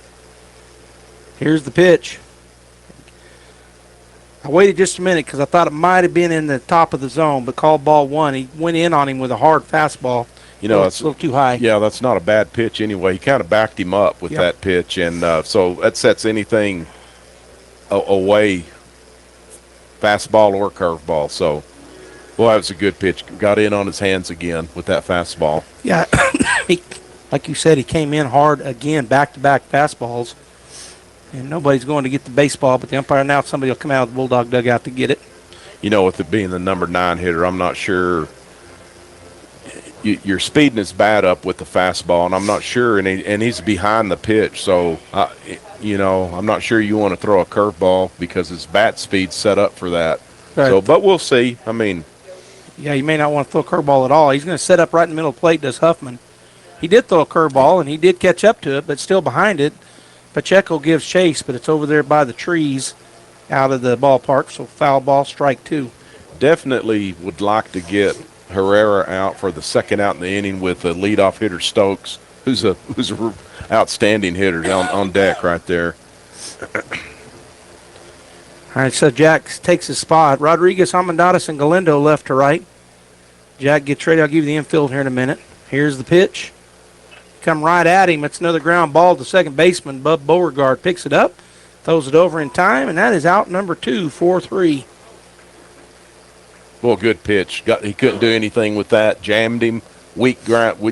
Jack's inducing weak contact right now. Yeah, he's positioning the ball to cause that. He is. He really is. He's got good control of all of his pitches, and he's putting it where they got to swing at it, but it's weak contact, as you said. I like that he's changing the eye level of the hitters because he's thrown some fastballs up, whether he meant to or not. But it had. Ross Stokes at the plate, the leadoff batter. He's 0 for 1. He flew out to Galindo his first at bat and then walked, and he looks at ball 1 low. Infield is Morales, Fuentes, Beauregard, and Pacheco third to first. Huffman behind the plate. Curveball, that's just going to be a lazy fly ball out to center, but it's shallow coming on, and he's not going to get there. So that ends up working out for Stokes on the shallow fly ball to center.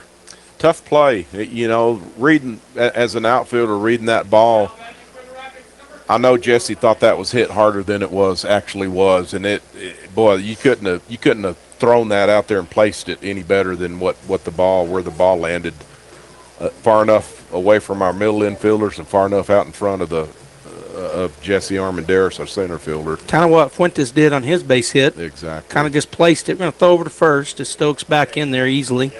Dives in, and that brings up the number 2 batter, number 24, Ryan Alsop. He's 1 for 2. He had a line drive out his first at bat, and then he singled his second time. Here's the pitch, low and away, ball 2. Ball 1. Sorry. They had this situation last time, or another time in the game with Alsop and Stokes at first, and he didn't run them. Some coaches. Oh, that's going to be a problem, but Jesse's going to come and get it. So bobbling the ball back there, Huffman couldn't find the handle, and Stokes didn't go at first and then realized it kind of scooted away from him again, and he gets down there. So we didn't need the double play, but it puts a runner in scoring position. We got 2 outs.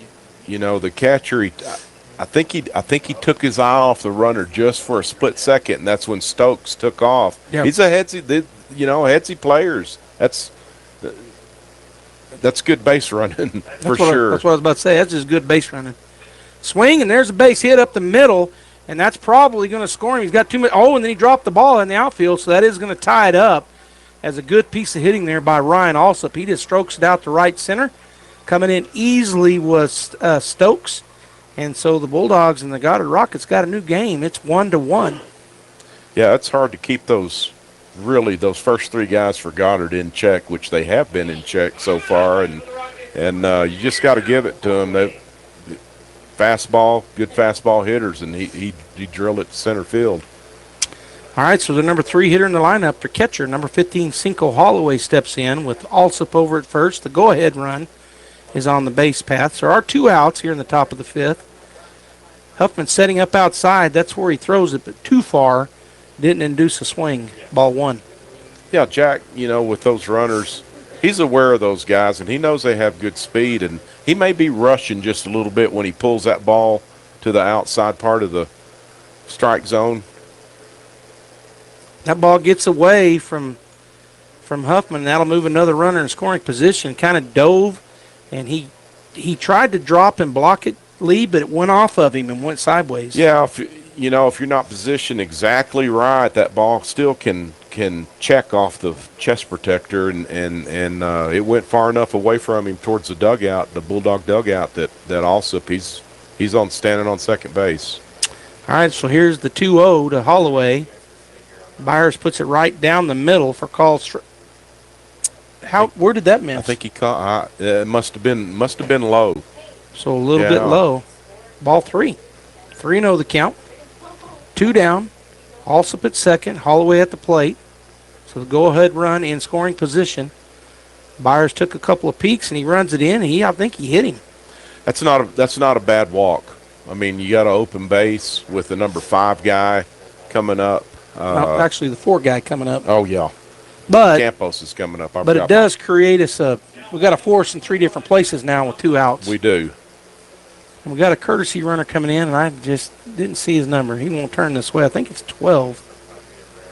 I'm going to look see if they got a 12. All right, so at the plate is Matthew Campos. He is 1 for 2. He singled his first time through on a hit up the middle. Yeah, it is number 12. Number 12? Yeah. Okay, so Holloway, the catcher, gets a courtesy runner, and that's Nathan Herrera.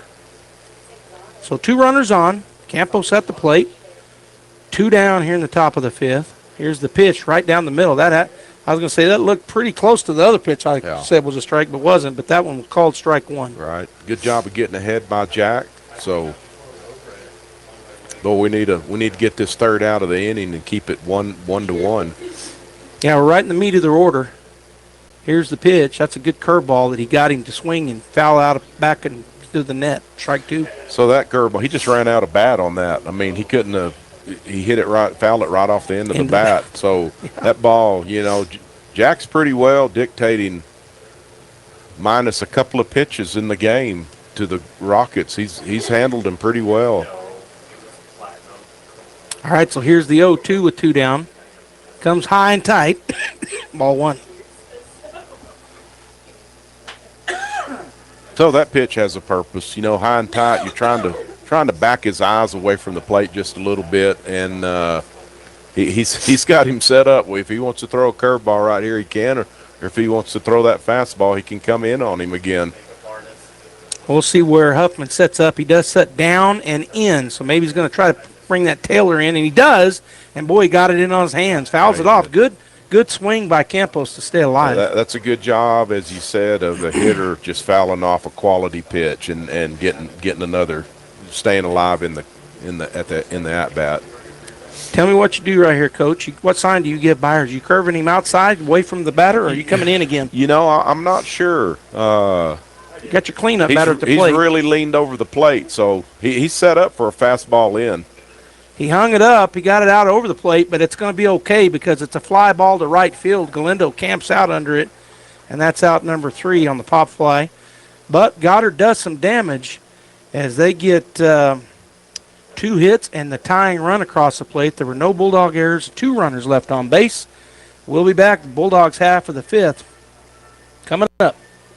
You don't have to live with a non-healing wound. The Wound Care and Hyperbaric Medicine Center at Artesia General Hospital provides compassionate care to people experiencing chronic or complicated wounds. Led by certified family nurse practitioner Rochelle McIntyre, our wound care team will work with you to build your customized treatment plan. Podiatrist Jennifer Chow and Joseph Krupa also specialize in lower limb wound care, and we are proud to have state-of-the-art hyperbaric oxygen chambers, a proven treatment that promotes successful healing. Visit artesiageneral.com/wound to learn more. Mac Energy Company is working to develop today's energy with tomorrow's technology. Technological advances in recent years have presented new possibilities for exploration. We strive to utilize these advances and stay abreast of innovative technology to ensure that our company is a forerunner in the quest for energy for many years to come. But more importantly, Mac Energy Corporation is committed to being an advocate of the communities around us. We invest in community initiatives that focus on youth, education, and innovative projects that address local issues. To learn more about Mac Energy, our affiliates, and our commitment to our youth and communities, visit us at mec.com. All right, welcome back to the pitcher's duel. It's 1-1. We're in the bottom of the 5th, Bulldogs half. And Caden Beauregard coming to the plate. He's 0 for 0. He's walked his first time through, so he's looking to do the same, get on base. Puts a bunt down to the pitcher. He made a pretty good play on it, and that's going to be 1-3 on the putout. maybe got more of that bunt than he wanted. He did. Just a bad direction. It's just off to the third base side of the pitcher's mound. If he could have got it at the third baseman, then it's a bang bang play. Yeah. It could be out by half a step or could be safe by less than that. So called strike one to Jesse Amendadas, number 8. He's our number 9 hitter playing center field. He's 0 for 1. He struck out swinging his first time through, and he's going to chop it.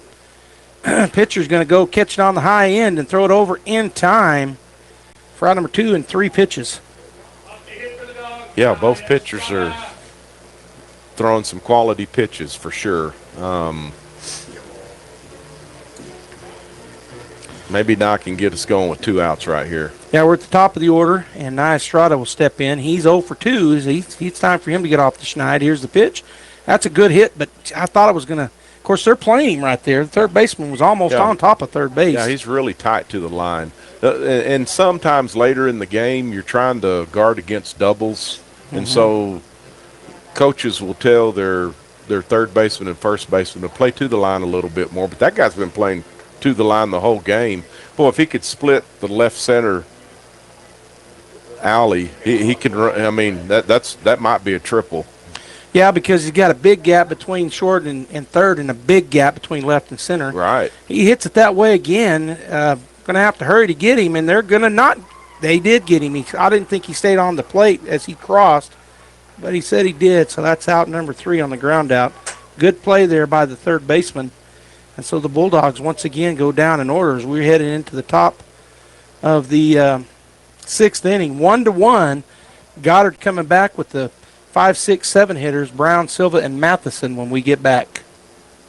When you make the right decision, it feels good, like picking the perfect accent rug or choosing a good night's sleep over an all-night crime show binge. It feels really good to make the right insurance decision, too. That's why State Farm agent Sandy Stockton is right here in Artesia to help you select the right protection at the right price. Sandy will make sure you understand your State Farm coverages so you'll know what to expect if the unexpected happens. With State Farm agent Sandy Stockton, it's easy to make the right choice. Just call her when you want the real deal. Like a good neighbor, State Farm is there. All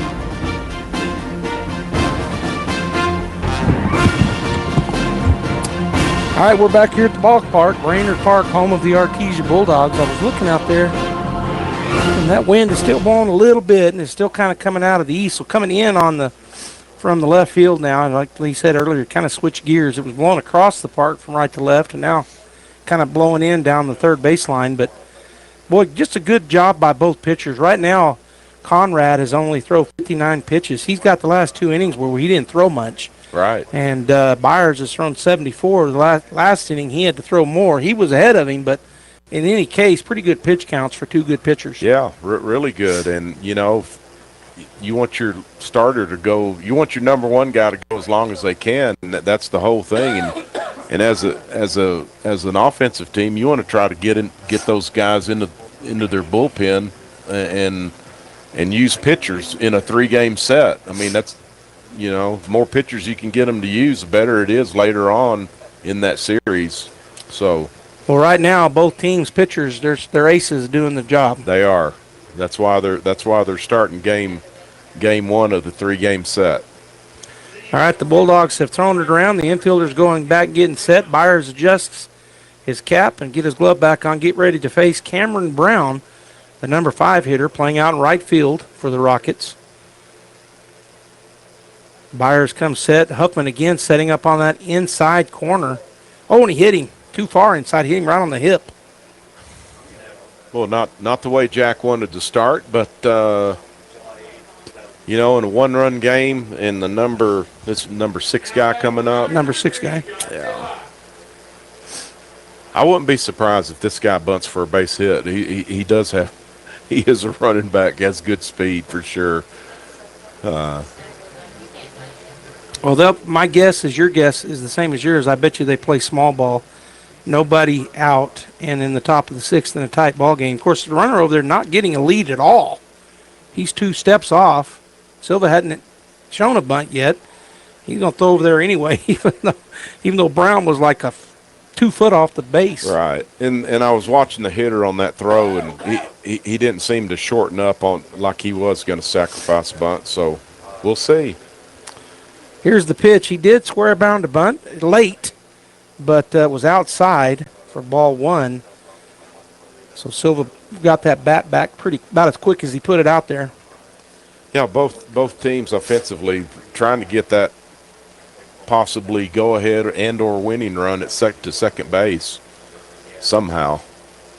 He does square to bunt, and he does offer this time on basically the same pitch. He bunts it foul off to the right side, so 1-1. Yeah, it's just a tough pitch to bunt. It's that probably was off the plate some, and with him getting that bat head out there late, really had no chance to get it into fair territory. Right.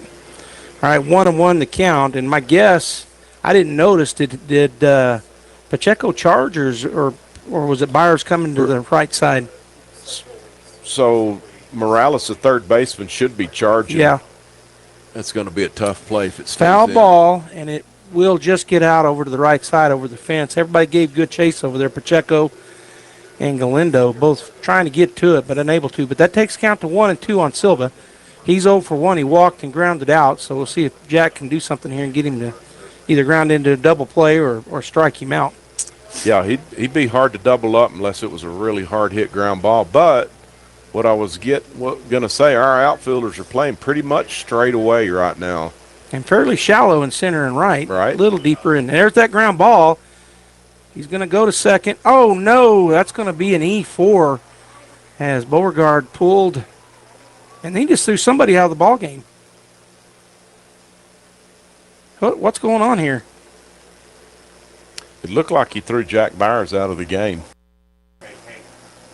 Well, the umpire in the field definitely threw a Bulldog threw somebody out of the ball game. Coach Ortiz out there arguing.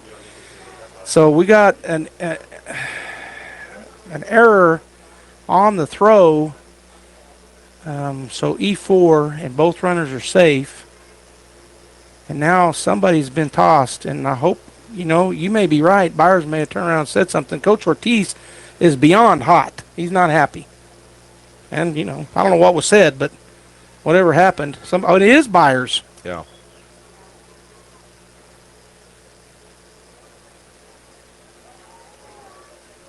We're up here. We don't know what was said, and I mean, we can only speculate. If he cussed or used profanity, the guy can toss him, but we don't know what he said. I mean, well, like you said, we can speculate all day, and I try to read what's going on the field, Lee, and I saw Coach Ortiz.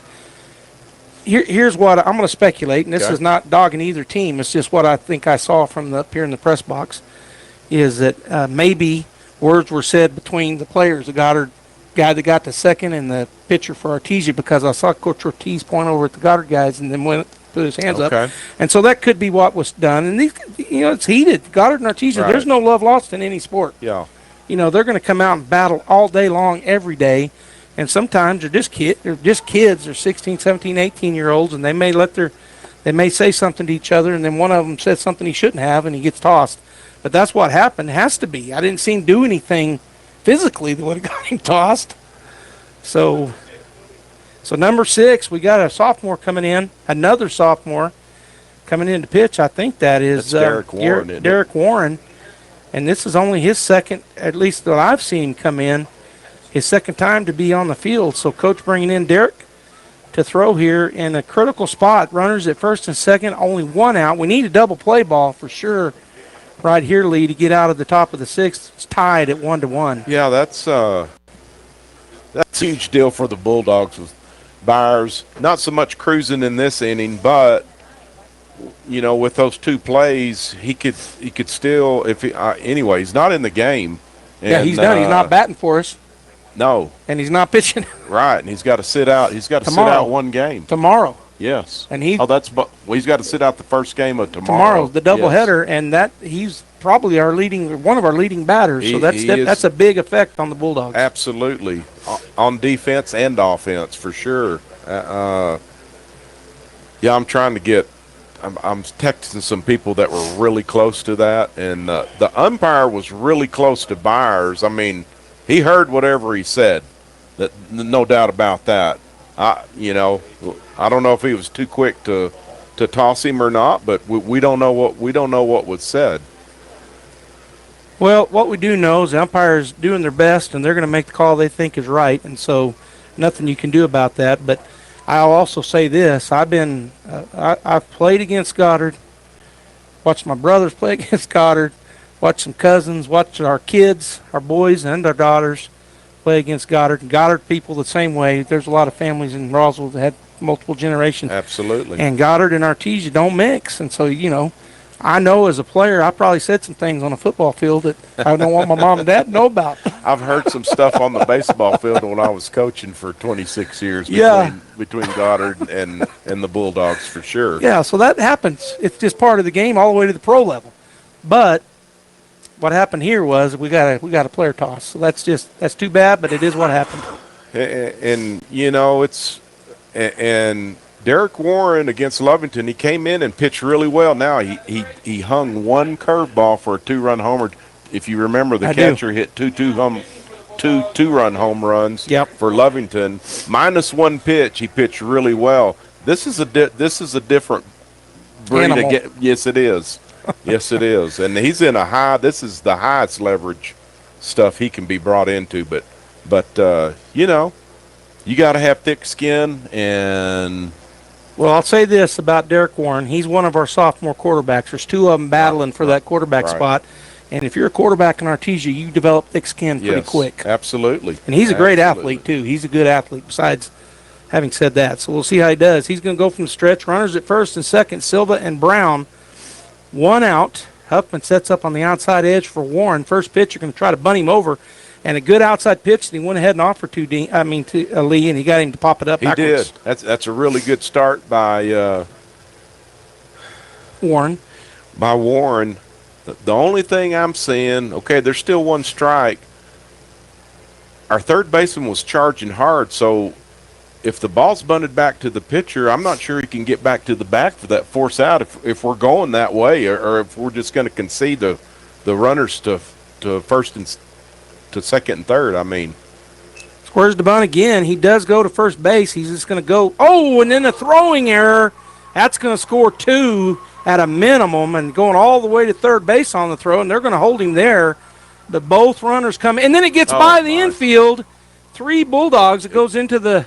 He's going to send him back because it goes into the dugout. But boy, I think I said this at the top of the ball game, Lee.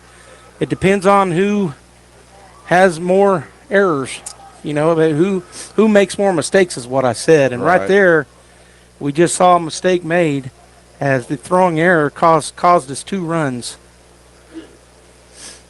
So the bunt was laid down to the right side, and he reached on the error, throws it over to first base wide, and it was the second baseman coming to cover, because charging in was Pacheco from first. So Beauregard got to first base in time, and just a little errant throw by Warren. He's in the fire. I mean, that's very high leverage for a young kid. He doesn't have that much experience, but as you said, he's a tough guy. He's plays football, and you got to be tough, like you said, to be a quarterback, because you're going to take lots of. I mean. In Artesia, you do, because you're under the microscope. That's it. Maybe not everywhere, but in Artesia you do. Well, you said it. He called somebody out. Yeah, I don't know what that was, but Coach Ortiz went and said something to the home plate umpire to argue. The only thing I can think of is that he missed a base. I'm going to put that in as a missed base. We don't know. And that pitch a little bit high to Garrett Langley. So from that perspective, whatever it was, it takes a runner off the base pass that was in scoring position 90 feet away. Goddard now leads 3-1 and still only 1 out in the inning. And that pitch in, boy, I thought it hit him. He's saying it hit me, but the umpire's saying, nah, it didn't hit you. Okay. All right. He pointed that as protective. He said it nipped me right there, and I saw the umpire shake his head no. He really didn't sell that enough. I mean, yeah. All right, so 2-0 count to Langley. The DH. Here's the pitch. Swung on, pop fly to right field, but it's going to get out of play. Foul ball, strike one. You know, Warren, we saw him last game. He has late life on his fastball, and it runs into that right-hander, and he had that guy couldn't. I mean, that pitch was on the outside corner, and he couldn't get anything. He couldn't get any bat on that. Here's the 2-1 curveball. That's going to be hit hard into left field, and it will be foul. Boy, it was curving away. I thought that was going to be a base hit. I honestly did. He was out in front of that, so it hooked. Yeah, hooked. That's what I was looking for. Yeah. All right, so 2-2 now with one out. Langley is the DH. He's 0 for 2. He hit into a fielder's choice and grounded out his first two at-bats. Now facing Warren for the first time. Here's the wind in the 2-2. Down and away, ball 3. Pretty close pitch. Yeah. Well, it's a big deal for Goddard not having that other runner on third base right now. Yeah. With one, I mean, that would have been with no outs still. There's the pitch, and that's a pop fly out of play back to the right side for another foul ball. So full count stays intact. As you said, we got the one out on a missed base or something. So instead of no outs and a runner 90 feet away, it's one out.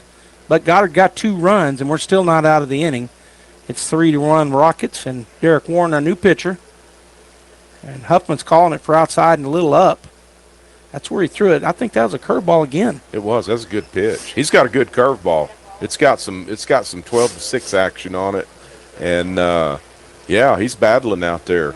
And the Bulldogs aren't out of the game, just being down by 2 for sure. Not at all. I mean, we got 2 more at bats. Absolutely. All right, here's the wind in the full count. He got him to chase it. Little bloop up the middle. Oh, almost making the catch out there was Bub Beauregard as he dove. I thought he had it, and it just snuck under his glove on the dive. That was a great effort. Just missed the glove by inches for sure. By inches. All right, so the single with one out. And they, of course, Goddard want to add some more insurance runs here, absolutely. And they got a runner on the base paths again with that one-out single, the number 8 hitter, now the number 9 hitter at the plate. He is 0 for 2, ground out and a strikeout, and now the Goddard coach calling for time. I think they're going to have a pinch runner. Yeah, the DH is going to be pinch runned here for, and it's going to be, I can't tell. I thought I saw a 1 and a 9, but I don't know. We'll just have to wait to see who it is when is it a 1 and a 9? I see his front. Well, we got a pinch runner for Langley. We'll try to get that for you. I think it is 19. 19? Yeah. All right, so at the plate is Isaiah Herrera. He is the so they may try to steal here with the new pitcher in. He definitely got a bigger lead than they've been getting. He's going to throw over there to him, just toss it over. Yeah, he got I believe this is the number 9 hole hitter. It is. Yeah. Boy, you'd sure like to roll a ground ball double play right here and not have to face the top of the order. Yep. All right, so there's the bunt. They're going to try to just move him over. He's got to hurry. He does. He did a good job. Warren, that was his only play. That was a good bunt. It was out in front of the plate far enough that the catcher wasn't going to make the play, but it was short enough. It made him have to hurry. He almost got a bunt single. Yeah, the coach wanted to have a runner in scoring position for the leadoff guy. Stokes coming up. One of the best hitters on their team, so they're playing for an insurance run right here. All right, so Stokes steps in with 2 outs, as you said.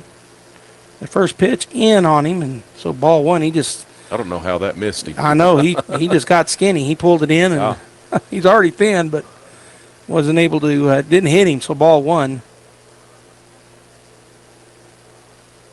Runner at second has a really good lead. He does, and that's why it's Abraham Vandenberg, and he's probably got some good speed, and then Warren's going to step off and rethink about it.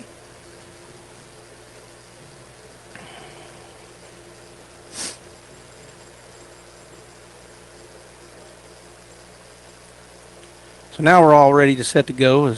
Here's the pitch. Curveball again. It doesn't break. It's over his head, and ball 2.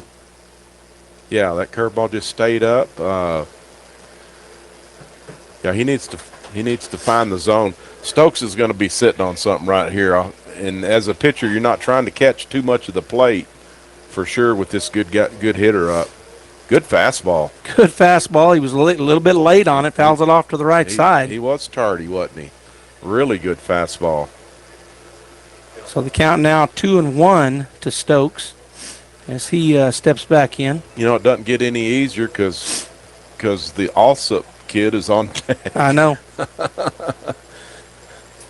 All right, here's the 2-1. Pop fly to the infield. Pacheco is going to be able to get to it. I think he's got room. Nope. Goes into the dugout. It was in the dugout. I thought it was going to stay in that shadow a little bit longer, but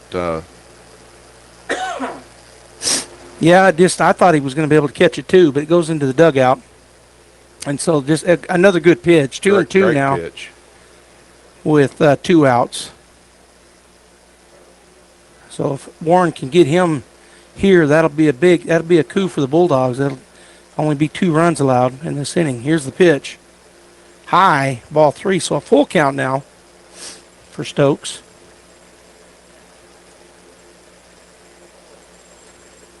Anything to the outfielders, you're going to have to come up throwing to home plate. And they're trying to keep that run from scoring. They're playing a little shallow in right and center. Armendaris and Galindo still playing a little bit about midway back out and left is Rodriguez, and that ball bounces off of his chest plate, but Langley goes back into – oh, I didn't change him. That's where is that Langley out there? No, that was at second. Yeah, that's the courtesy runner, Abraham. That's Vandenberg. That's Vandenberg, courtesy or pinch runner, right? Pinch runner. Right. I thought I changed him a while ago, but I must not have done it right on my score save here. All right, so that walk puts runners at first and second with 2 outs, and he got him good there. Was that a running fastball? Run in on him? Or was that a curve? That was a curve ball. It backed up a little bit. Stayed in. Yeah. All right, so strike 1 called on Alsop. He's 2 for 3. He singled and singled. Line drived out his first time. He's hit it well all 3 times. He's hit it right at somebody his first time through. Here's the pitch. That's going to be a pop fly. Do we have room? We do not. So 0-2 now to Ryan. Oh, good. Another good pitch by Warren. So 2 down, 0-2 count. Runners at first and second for the Rockets. Vandenberg pinch running and Stokes at first. Vandenberg down at second. Boy, he'd like to bounce a curveball up there, but he's setting up in. I think it's going to look like he's coming with a fastball. He got him swinging a high one. He got out in front of it and fouled it off out into the street over to the left for a foul ball. So 3 straight strikes, a strike swinging and 2 foul balls. No, a strike called and 2 foul balls. 0-2 the count remains. Yeah, he needs to make sure he doesn't catch too much of the plate. And that pitch was a good pitch, but I guess a little too low. Boy, Warren, I could tell by his body language, he wanted that one. So ball 1, 1-2 now to Alsop. On deck is Holloway and in the whole Campos. We're right in the meat of their order here in the top of the 6th innings. 2, 3, 4 batters. Number 2 at the plate. He's 2 for 3 on the evening. And that pitch, again, just a little bit too low. But you said something, Lee, there that is absolutely correct. You don't want to catch too much of the plate against this batter. Right. Yeah, he's definitely one of their top 3 hitters. And he's really good with guys on. Well, he was 0 for 2, and then he threw 2 good pitches trying to get him to chase. They weren't in the strike zone. Right. So 2-2 now. Here's the pitch. He got him to swing at 1, and that's going to get through a C&I single. Galindo going to come up, and they're going to hold him, which was a smart move, probably. I mean, you don't know. The throw was up the first baseline to our catcher, but the Goddard coach made the decision. So now we've got the bases juiced, 2 down, and got an out everywhere with Cinco Holloway coming to the plate. Yeah, what's Cinco done on the day? He is he's 0 for 2. A drop third strike, a strikeout swinging, and hit by pitch. Okay. So his last time up, he got hit by Byers. Right now, he hadn't hit the ball well. Byers had him off balance all game long. Yeah. So there's a force out at any bag, which makes it good. Yep. Yeah, just looking to induce some weak contact maybe. That pitch is a little bit high on the fastball. He was asking for it outside. He put his glove up a little. He wanted him up a little. That was kind of over the middle of the plate, but it's ball one. Right. So 1-0 the count to Cinco. On deck is their cleanup batter, Campos, and in the hole, Brown. Goddard with the bases loaded and 2 down, trying to add some runs. They already lead 3-1. Swing, and he didn't make good contact on that. Good pitch. Good pitch. Got in under his hands. Yeah. Yeah, he could not do anything with that pitch. And that's what Byers was doing all game long, and definitely did to Cinco. And so continuing that effort is Warren right now. 1-1 the count with 2 down. Bases loaded. Bulldogs just playing straight away. They got an out everywhere. Here's the pitch. Good pitch in. Oh, I thought he might call it. He just a little 2 down and in, I guess. Ball 2. Yeah. And the sun's kind of setting back here behind us, and so those fielders on the left side, I don't know if it's down low enough to really bother them or not on something like on a line drive type situation. That pitch is going to be ball 3. Yeah. Just missed in and down. And Holloway, those 2 pitches, he laid off of those down and in and able to get a ball. Yeah, Warren has to throw a strike right here. I mean, or it's a run. Yes, absolutely. Well, Huffman's asking for it on the outside edge. He puts it there, but it's too high, and that's ball 4. And that does get a walk-in RBI for Holloway and run number 4, 3 in the inning for the Rockets. So they got that insurance run, and they still got the bases loaded.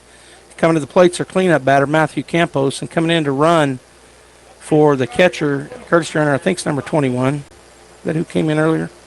No, that's number 12. 12. Was it 12? Well, I think his number's 12. Well, I had the wrong guy out a while ago then. That's okay. It doesn't matter. That's Herrera. Yeah, so if that's number 12, then I had. But in any case, courtesy runner in for the Rockets. That's Nathan Herrera. You're right. That's not the same guy that I had a while ago. I mean, he ran for him a while ago. Yeah, and this is Campos, I guess. Yep, Campos 1 for 3. Here's the curveball, hits him in the head. No, so the hit by pitch brings another runner in. Didn't break. He tried to start it off on his shoulder, it looked like, and it just never did. Yeah, he's definitely not trying to hit the guy for sure, and he just needs Derek needs to take a deep breath, and I know it's hard to say relax, but it's tough. This is a high leverage, high stress stuff right here, and we need to get this third out. All right, coming in is Brown. He looks at a pitch outside, ball 1. So we have Alsop at third, Herrera. That's Nathan Herrera at second. Came in to courtesy run for the catcher Holloway. And Matthew Campos just got hit by pitch, so he's down at first. 2 down, it's 5-1. Bulldogs not out of this ball game by any stretch, but Goddard looking to continue to add runs here and try to make it so that they got enough insurance run on. Here's the pitch. He didn't swing, but it's called strike 1, caught the outside edge.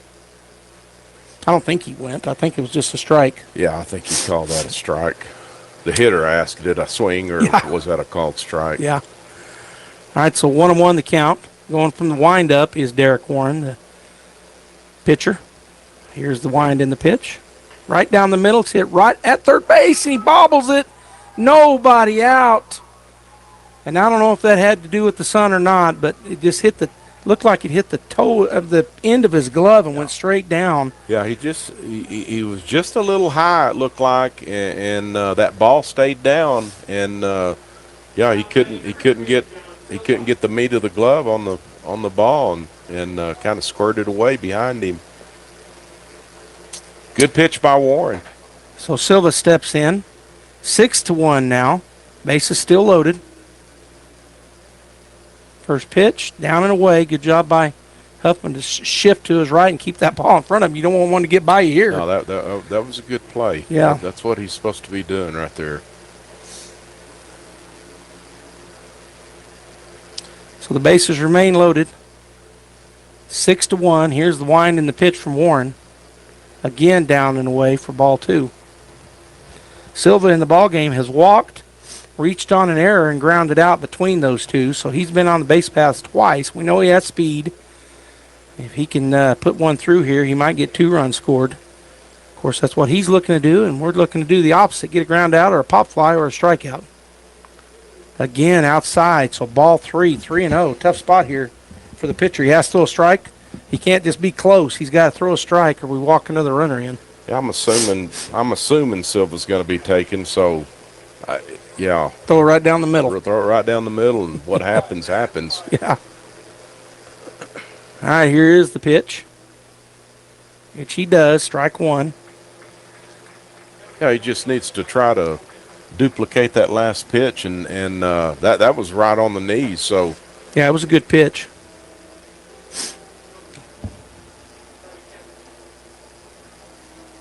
Three one. Here's the pitch. It's too high and inside. That's ball 4, and that walks another runner in. What did you say? Charlie Campbell's coming in pitch. He's over there warming up. All right, Lee. So that walked run in is going to bring out another pitcher here in this top of the 6th. Goddard has been able to put 6 runs on here in the top of the 6th. There's 2 outs, bases loaded, and it'll be another sophomore. Charlie Campbell coming in to try to get the out as Coach Ortiz talks to Warren. Gives him the good effort speech. And, of course, Warren is a competitor, and I saw him kind of shake his head. He wanted to get that out bad. No doubt. And he had the ground ball to get out 3, and it's kind of gone sideways for the Bulldogs right here. They just need to try to gather as a group and recompose themselves and get this 3rd out. And we still got 6 outs. I mean, and anything can happen. I mean, yeah, the wheels can come off for the Rockets too. It's not like they can't. They're not pros. None of these kids. They're just kids, and they can make some errors as well. They haven't so far, and the Bulldogs hadn't until this inning. I've been watching lots of pro baseball and they make errors too, don't they? And the wheels can come undone on those guys too. Yeah. All right, we're going to go ahead and take a break and let him get his warm-ups in. We'll be back. It's 7-1, Goddard with the lead. H&R Block of Artesia is proud to be a member of the community and a sponsor of Artesia Bulldog Sports. At H&R Block, tax time is all the time. They offer year-round assistance for personal or business needs. From simple tax questions to bookkeeping, payroll services, and more. You can trust the team at H&R Block to be there when you need them most. Stop by 502 West Texas Suite A in Artesia or call 746-3456 to schedule an appointment. H&R Block, proud to support Bulldog Sports. Se habla español. Every piece of land has a story, written by those who work it. But everyone's story is different. So the question is, how will you tell yours? Behind the wheel of a John Deere compact tractor, mower, or Gator utility vehicle. Run with us and start telling your story today. Stop by Pecos Valley Equipment in Artesia and Roswell, or visit us online at pecosvalleyequipment.com.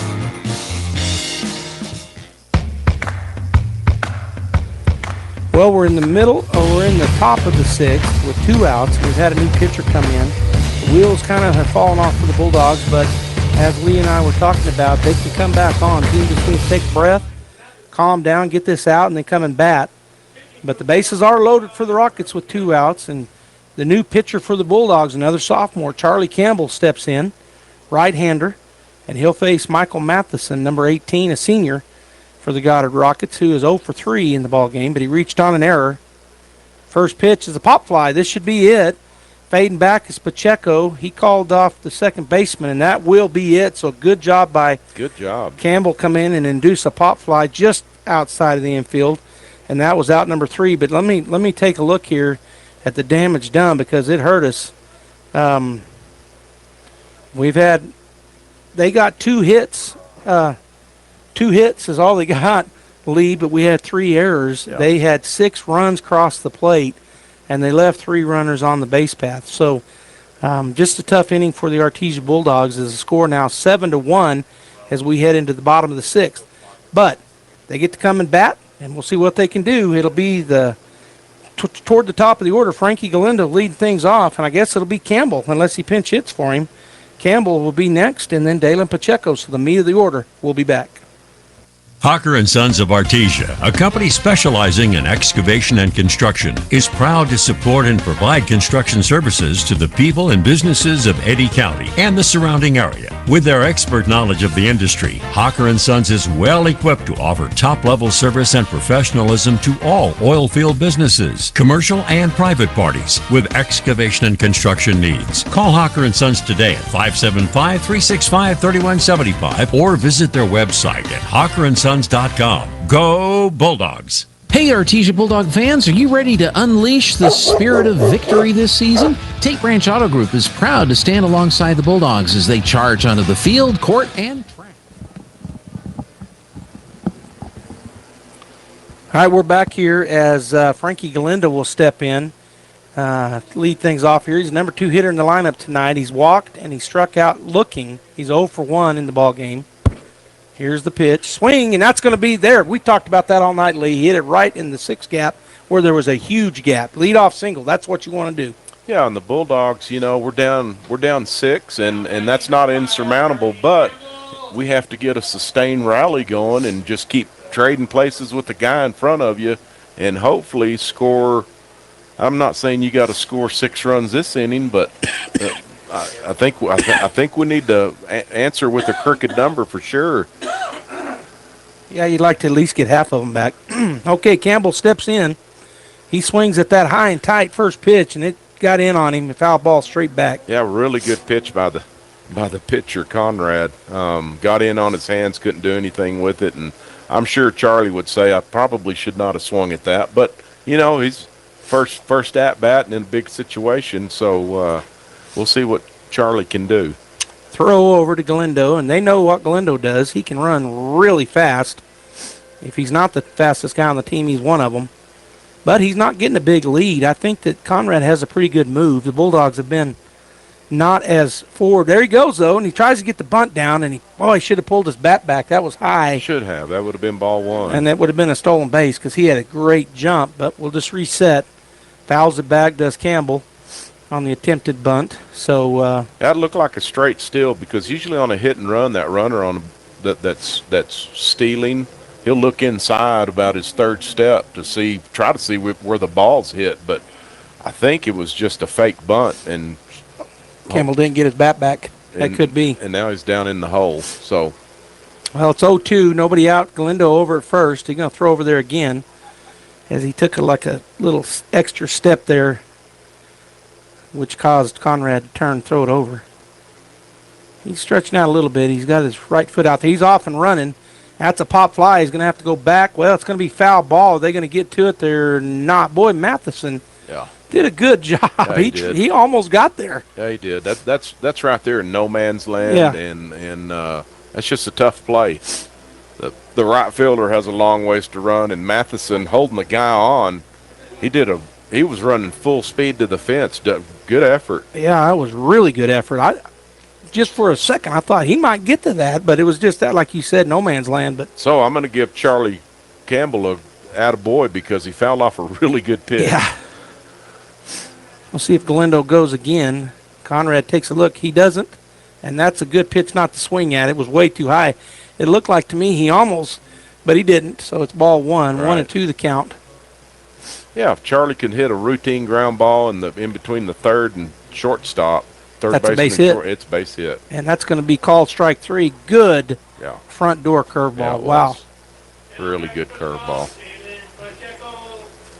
That'll bring us to our number 4 batter in the lineup, Dalen Pacheco, playing first base. He's 0 for 2. He's grounded out to the first baseman and to the shortstop. But as you pointed out, there's a gap, huge gap. You can drive 2 trucks through it between third and short, and really between first and second, too. Yeah, Stokes, the shortstop's pinched up the middle. They're thinking the Bulldogs aren't going to be pulling the ball and they are in double play depth also. So, as middle infielders, you got to give up something to get something. I mean, they're closer to the bag. So there goes Galindo again. He's in there safely. He called a balk. Oh, he called a balk. Yeah. Oh. So on that, to me, you've got the rule book says you have to, when your hands are coming to the stop position or the set position, it has to be a discernible pause, and obviously that wasn't, and that's what the umpire called. So no pitch. Is it ball 1? Or is it no pitch? No pitch. Okay. That's what I thought. But swing and a miss. Boy, Dalen come out of his shoes. That was up. That looked like a fastball. Yeah, he was trying to tie the game up, but you can't with a 2-run homer. Yeah. Yeah. Down by 6. You can't. Right. He's going to hit that one right at Stokes. He looked the runner back, fired across in time, and that's out number 2. Yeah, you're right. I mean, there's a big gap. We're just hitting it at him when we do get that ball down. And so the ground ball, 6-3 the put out. And Bulldogs need to get something going here. They got their leadoff single, move over in scoring position with a balk. So Diego Morales coming to the plate. See if he can get a 2-out rally going right here. Yeah, absolutely. It's easy, just as easy to score with 2 outs as no outs, and hopefully Diego can find some place for a base hit. He line drived out and pop flied out to center field. Line drived out to Alsop. He's 0 for 2. Here's the pitch. That's outside for ball 2. Yeah, that's what you got to do. You still have to be patient at the plate. I know the Bulldogs want to score runs, but you know, if you can make the pitcher throw more pitches and take the balls that he's given you, he called that a strike. Okay. That was up. It was across the middle. I thought it might have been a little too high, but must have been right at the top edge. Right. Yeah, and that's not a bad take. 2-1. The pitch. That's a ground ball up the middle, but it's going to be hop to it. Can he get him? He does. Good throw there by Alsop. And that's out number 3 on the ground out, 4-3. And so the Bulldogs get 1 hit, but they get no runs. There were no errors. They leave 1 runner stranded. Top of the 7th coming at you, 7-1, Goddard.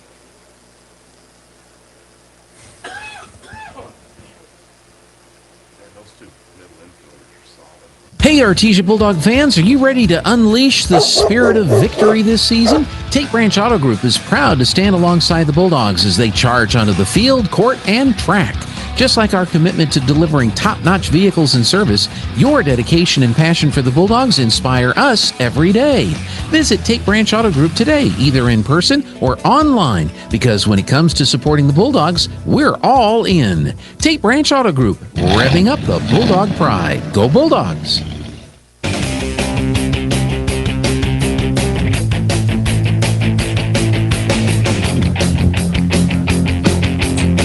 Well, welcome back here to Brainard Park, Bulldog fans. We're an hour and 50 minutes in. I was talking about it in the 5th, how fast the game was going, but then we had some issues there in the top of the 6th that went a little bit longer than what the Bulldog fans would have wanted to see. And Goddard was able to put 5 spot up. It was 6-1. Actually put 6 up. It's 7-1 coming here to the top of the 7th as the Bulldogs weren't able to get anything going in the bottom half, their half of the 6th. So right here, we got a new pitcher. He threw 1 pitch in the last inning, Charlie Campbell. Right. And I forgot to change that, but I'll do it right now. But Charlie comes in, throws 1 pitch, and gets that out. So right here, you know, his goal is just get 3 up, 3 down. Just trying to get the Bulldogs back in the dugout and get the back.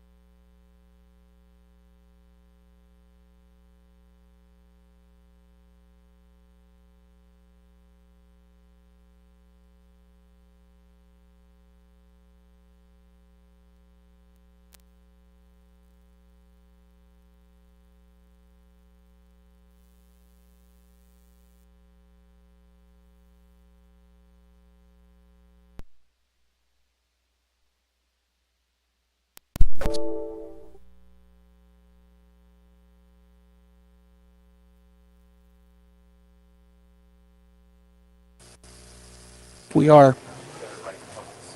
Okay. So top of 7th, 7-1 is our score if you're just now joining us, or if we're back here. And the leadoff hitter, Stokes, is up. It seems like he's been up every inning, but feels like it. Yeah. He's actually 0 for 2. Oh no, I didn't finish Isaiah. So he was being. That's going to be called strike one. Good fastball in. Yeah, it was. Stokes didn't agree with it, but that's what the umpire called. All right, Stokes is 1 for 2. He's walked, singled, and walked. Throw over. Oh, they might have got him. They did get him. Absolutely great pickoff. Good job there by Campbell. Just spun around, and maybe a better job by Pacheco as he just took that off the turf and put him down. I know. Okay. We went off the air. We should be back now. Okay. I think we're back. All right, so good job there. If you missed it, Charlie Campbell spun around and got Herrera at first on a pickoff move for out number 2 in the inning. Boy, really quick feet by Charlie. That's a whole key to a pickoff. It's not how hard you throw it over there. It's how quick your feet move and you release that ball. And, man, he was right on the money. All right, here's the next pitch. Boy, good that was curve a good ball. curveball. Yeah, he really fooled Stokes on that pitch, but I think it stayed in. Or maybe high, or both. Right. But, boy, it was a good pitch. 2-1 now the count to Stokes. Here's the wind and the pitch. Another curveball. Tried to get him to chase. That bounces out in front of the plate.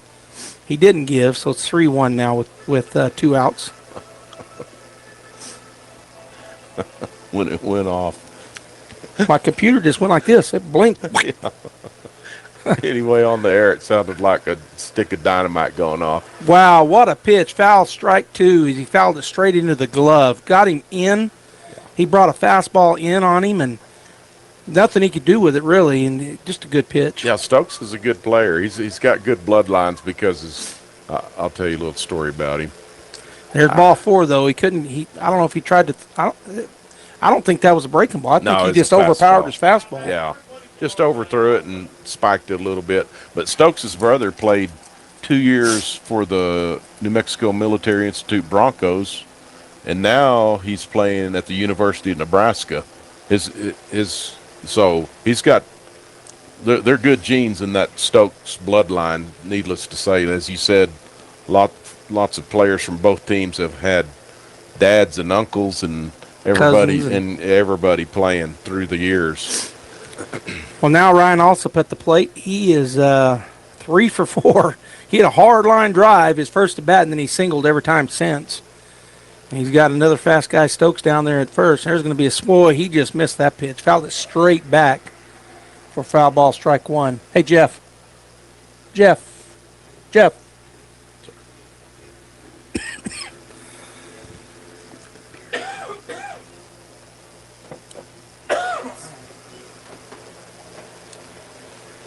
All right, so comes set and to the plate, and that's going to be a pop fly out to center field. Coming in and having to keep coming, as was tailing away, is Almendadas, but he tracks it down, and that is out number 3 on the pop fly to center field. Okay. All right, so the Bulldogs do what they had to do in that inning lead. They hold them scoreless, no hits, no runs, no errors, and 1 runner left on base. We'll be back, bottom of the 7th, coming at you. Huffman, Fuentes, and Beauregard. We interrupt this regularly scheduled commercial break to bring you a special news update. Brady Deering from Richland Dodge. Last month, we had a huge sale, and this month, we are carrying over the deals, and we have added new vehicles to the mix. With prices and incentives the best we have seen in months, now is the time to purchase your new Chrysler, Jeep, Dodge, or Ram. And don't forget, all qualified new and used vehicles come with the Richland's powertrain warranty for life. Come see the Dodge Boys at Southeast Main and McGaffey and drive home in style. Ride on the why and ride on the price. Hey Artesia, Cambria here from your local KFC and Taco Bell. If you're anything like me, sometimes grabbing breakfast is the way to go. But in our small town, it's the same thing again and again and again. But not anymore. We are now serving our affordable and amazing Taco Bell breakfast. We will now open at 7 a.m. with our full Taco Bell menu, including breakfast until 11 a.m. It's never too early for tacos. Yes! Our KFC menu will be available at 10 a.m. We are so excited for this new menu, and we hope you are too. As always, it's great to be a Bulldog, and we hope to see you soon at your local KFC Taco Bell.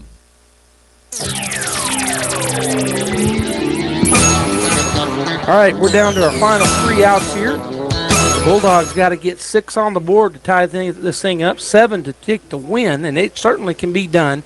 Aiden Huffman, our catcher, is going to lead things off. Conrad has thrown 71 total pitches. He's had a good day on the mound, and that's ball 1 down and in. Yeah, and he has, and the job of a pitcher, he's trying to miss barrels.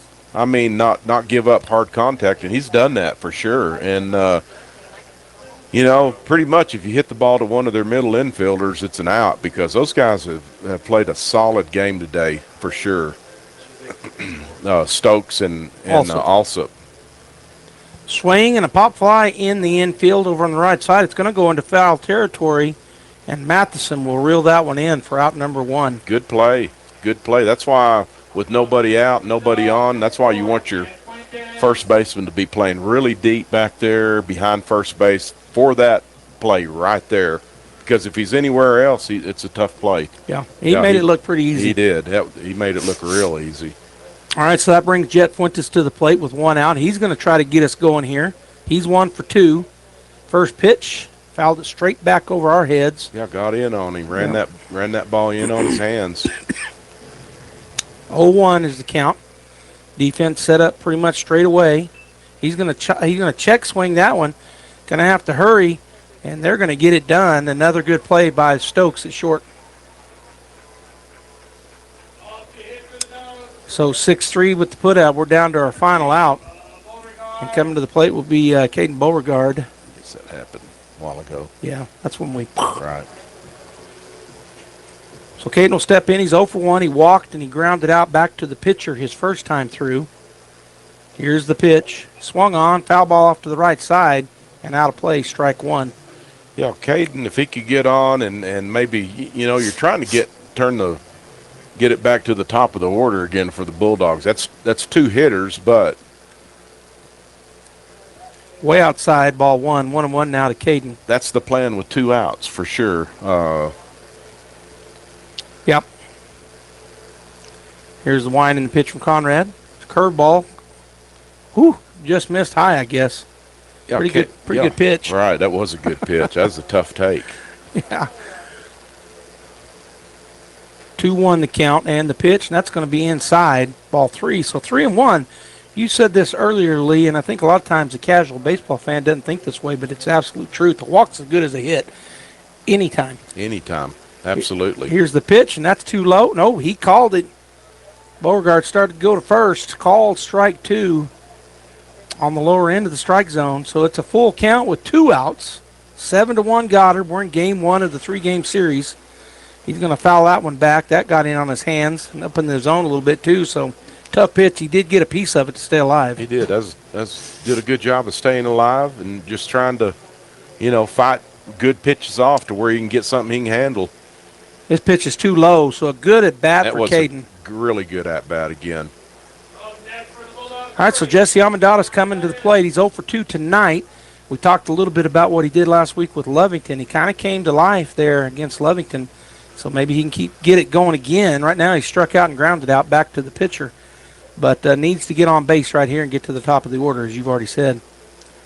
Conrad from the stretch to the plate. Swing, and it's a high chopper. It's going to be a tough play. If he can hurry, he can get there. And he's there. He's safe. And the ball kind of careens away from Matheson. But, boy, we're kind of fast from top to bottom. Yeah. He's an all-state safety for the Bulldogs, and he got down the line pretty quick there. And that's an infield hit. He did. He slid head first, which I don't know why, but because I think you're faster if you stay on your feet running through the bag. But it all worked out. Now Matheson, he's or Conrad. I mean, he's starting to get in a little high leverage stuff right here. Now he does have a 6-run lead. Yeah. So the Bulldog hitters just have to be patient and take what the pitcher gives them, and you can't ever tell what happened. That was a little in between ground ball, soft ground ball with the Bulldogs. As I said, we have really good speed for the most part, all the way up and down the lineup, like you said, and keeping the inning alive. That's all you can do as a hitter. You want to keep the inning alive for the next guy. And I don't know. I didn't realize the umpire had gone into the Bulldog dugout. Yeah, I don't know what he. I don't know what he did either. I was looking while you were talking. I was just thinking about it, and then I realized there's no umpire. That's why it's taking so long. All right, so Nia Estrada comes to play. He's 0 for 3, but he has been the catalyst for the Bulldogs all year out of this when he's in this leadoff spot. And there it is. That's what we needed, right in that 6 hole. And we're going to hold up the runner because it was hit hard enough, and he was playing shallow enough out and left that he got to it. Herrera did, but a good piece of hitting right there for the senior. Yeah, just a good hard ground ball single and passing it on next at-bat to Frankie Galindo, and he's just trying to trade places and keep it going. So 2 down, bases loaded, and Frankie at the plate. He's 1 for 2 with a walk, a strikeout, and a single, and he'll look at ball 1 high. Yeah, you definitely want to make Conrad throw some strikes and not help him out of the zone. That's going to be a good curveball for strike 1 called. Good curveball. He's got decent command of that all game. It had a good bite on it, and he threw it pretty hard. Yeah, he did. All right, here's the 1-1. Swung on, hit deep right field, but it's going to get out of play off to the foul side over there in the Bulldogs' batting cages for a foul ball strike 2. So 1-2 now, down to our final strike. Another senior for the no, he's just a junior, Galindo. Just a junior, yeah. But a lot of experience for Frankie. He's been starting for the Bulldogs since he was a freshman. Saw him a lot back then as the catcher. He's moved around some. He still catches. Here's the pitch. That's going to be a ground ball in the same place. Tough play. It's going to be a tough, and he got him. I think he did. So good play there once again by Stokes as he went hard to his right. And I thought he was going to try to get him at third, but it was going to be a tougher, maybe I guess in his mind, tougher play at third. Yeah, just a solid play. He knew he had that force out. He knew Alsop was going to be there waiting on the ball and threw a perfect strike. And Alsop did a stretch, caught it, and jogged off the field. Yeah, stretched just like a first baseman, like he's supposed to, and that's the game. Okay, well, let's go ahead and talk about this game a little bit, Lee, and then I'll give the final run through on the hits and errors and runs and whatnot. Tough first loss here is at our ballpark. Got a 3-game series. We talked about the importance of staying in that top 8. The Bulldogs definitely, even with a 3-game sweep, probably wouldn't have made it, into the top 4. But getting that first weekend at home is big. Right. And so we got to at least split tomorrow night. I think we still may get it with our strength of schedule. I think you're right. Yeah. Tomorrow you're looking for a sweep, but I think you'll take a split, like you said, and then a lot of it depends on what happens around the state. It does. Yeah, it does. I don't know. I hadn't been really keeping up with those other districts, but ideally, and we could take 2. We could take 2 tomorrow. Absolutely. Yeah. And be the district champs. And be the champs, and then it's just up to the NMAA after that where they seed us. But I think you're right. I think if we split tomorrow, we're still top 8. Hoping we'll sweep, but I think as a coach I would take a split and let the chips fall where they may for the seeding on Sunday. Well, here's what's going to happen. Their strength of schedule is going to go up. We just played the number 1 team. We did fall, but it was a tight game.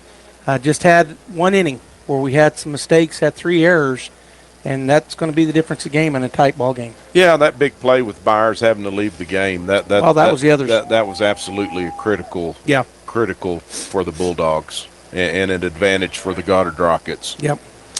All right, so the Artesia Bulldogs do fall to the Goddard Rockets. Game 1. The single game tonight of the 3-game series. Tomorrow we're at Goddard. Tomorrow evening, 5 and 7. Bulldog fans, you want to make sure you go and support our Bulldogs. They want to get that sweep or a split at the minimum as they're getting ready to go into. They're in the playoffs, no doubt, but they want to get that first series here at home next week. Friday night single game and a doubleheader, best 2 of 3. And so these games are big tomorrow night. Want to go support the Bulldogs. If you cannot make it there, or you're somewhere else on earth, which we got a lot of people tune in. They're somewhere else. You can do it right here at KSVP Radio, AM 990, FM 93.7 here locally, but you can watch it live stream at KSVPTV.com. We're on Facebook and YouTube as well, whatever your choice is. So for tonight, Lee, the Goddard Rockets, get one run in the fifth. They had zeroed through 5, and they get that one run to tie it up. And then they get 6 in the sixth, none in the seventh, for a final score of 7 runs off of 6 hits. A 6-hitter stretched out between 3 Bulldog pitchers.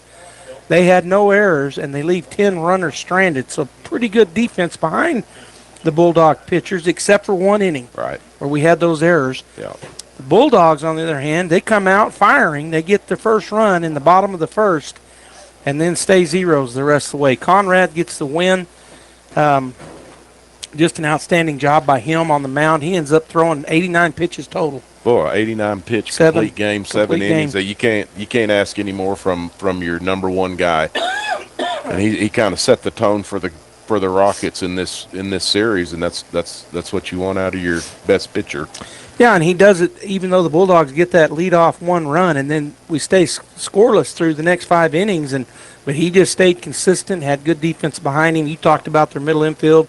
Just solid players there. They don't make mistakes very often, and they had a lot of balls come to them. So the Bulldogs, that's part of pitching too. He did a good job inducing a lot of those ground balls up the middle. Did. Yeah. For the Bulldogs, they get that 1 run off of 5 hits. They had the 3 errors that really cost them, and they leave 7 runners stranded. And the losing pitcher tonight will be, I guess it's Jack Byers. It is. Because a run had come in, and, what? He was responsible for the runners that That's were right. that He were was on responsible, base. so that's why. So Jack will take the loss, and the Bulldogs do fall. The final score, 7-1. Tomorrow night, doubleheader at Goddard. We'll see you at the ballpark. On behalf of any final words, Lee? I think, doesn't Henry Villarreal have that call tomorrow? I assume he does. I'm thinking that we won't be there, you and I. Right. So Bulldog fans, if you're out there, we're still going to be on KSVPTV.com. I don't think it'll be us calling it, but you want to tune in if you can't be there, as it's going to be a dogfight in Roswell. So on behalf of Lee, our camera folks, and of course our producer Jeff Curtis, this is Joby Hodling saying, have a great night, and thanks for tuning in here. We'll see you tomorrow. This is Danny Kirkendall with Guy Chevrolet Company. I'd like to invite you to come see us here on the corner of 1st and Main in Artesia. We're celebrating 99 years in business and take great pride in providing the very best in customer service and a hassle-free buying experience. We have a great selection of the most popular Chevy and GMC models, along with our hand-picked pre-owned cars, trucks, and SUVs. We look forward to seeing you here at 101 West Main in Artesia, or visit us online at GuyChevy.com. Making a great deal better every day. You are supported. You are hardworking. You are determined. You are nurturing. You are New Mexican. So are we. Presbyterian Medical Services, strengthening the fabric of our communities. Eastern New Mexico University is proud to announce our newest offering, a Master of Social Work degree. This 100% online, affordable master's degree has 3 concentrations: clinical military, and children, youth, and families. This online master's degree is perfect for the working professional, as you can earn your degree on your own time with our flexible online courses. For more information, visit www.enmu.edu/MSW. Eastern New Mexico University, student success. That's what we're about. Smile Expressions in Artesia encourages you to treat your teeth to a spring cleaning. You'll have healthier teeth and gums, fresher breath, and brighter teeth. Plus, you'll be reducing risk for dental problems and improving your overall health. To schedule your dental spring cleaning, call Smile Expressions 575-746-1900 or request an appointment from our website, artesiadentist.com. Quality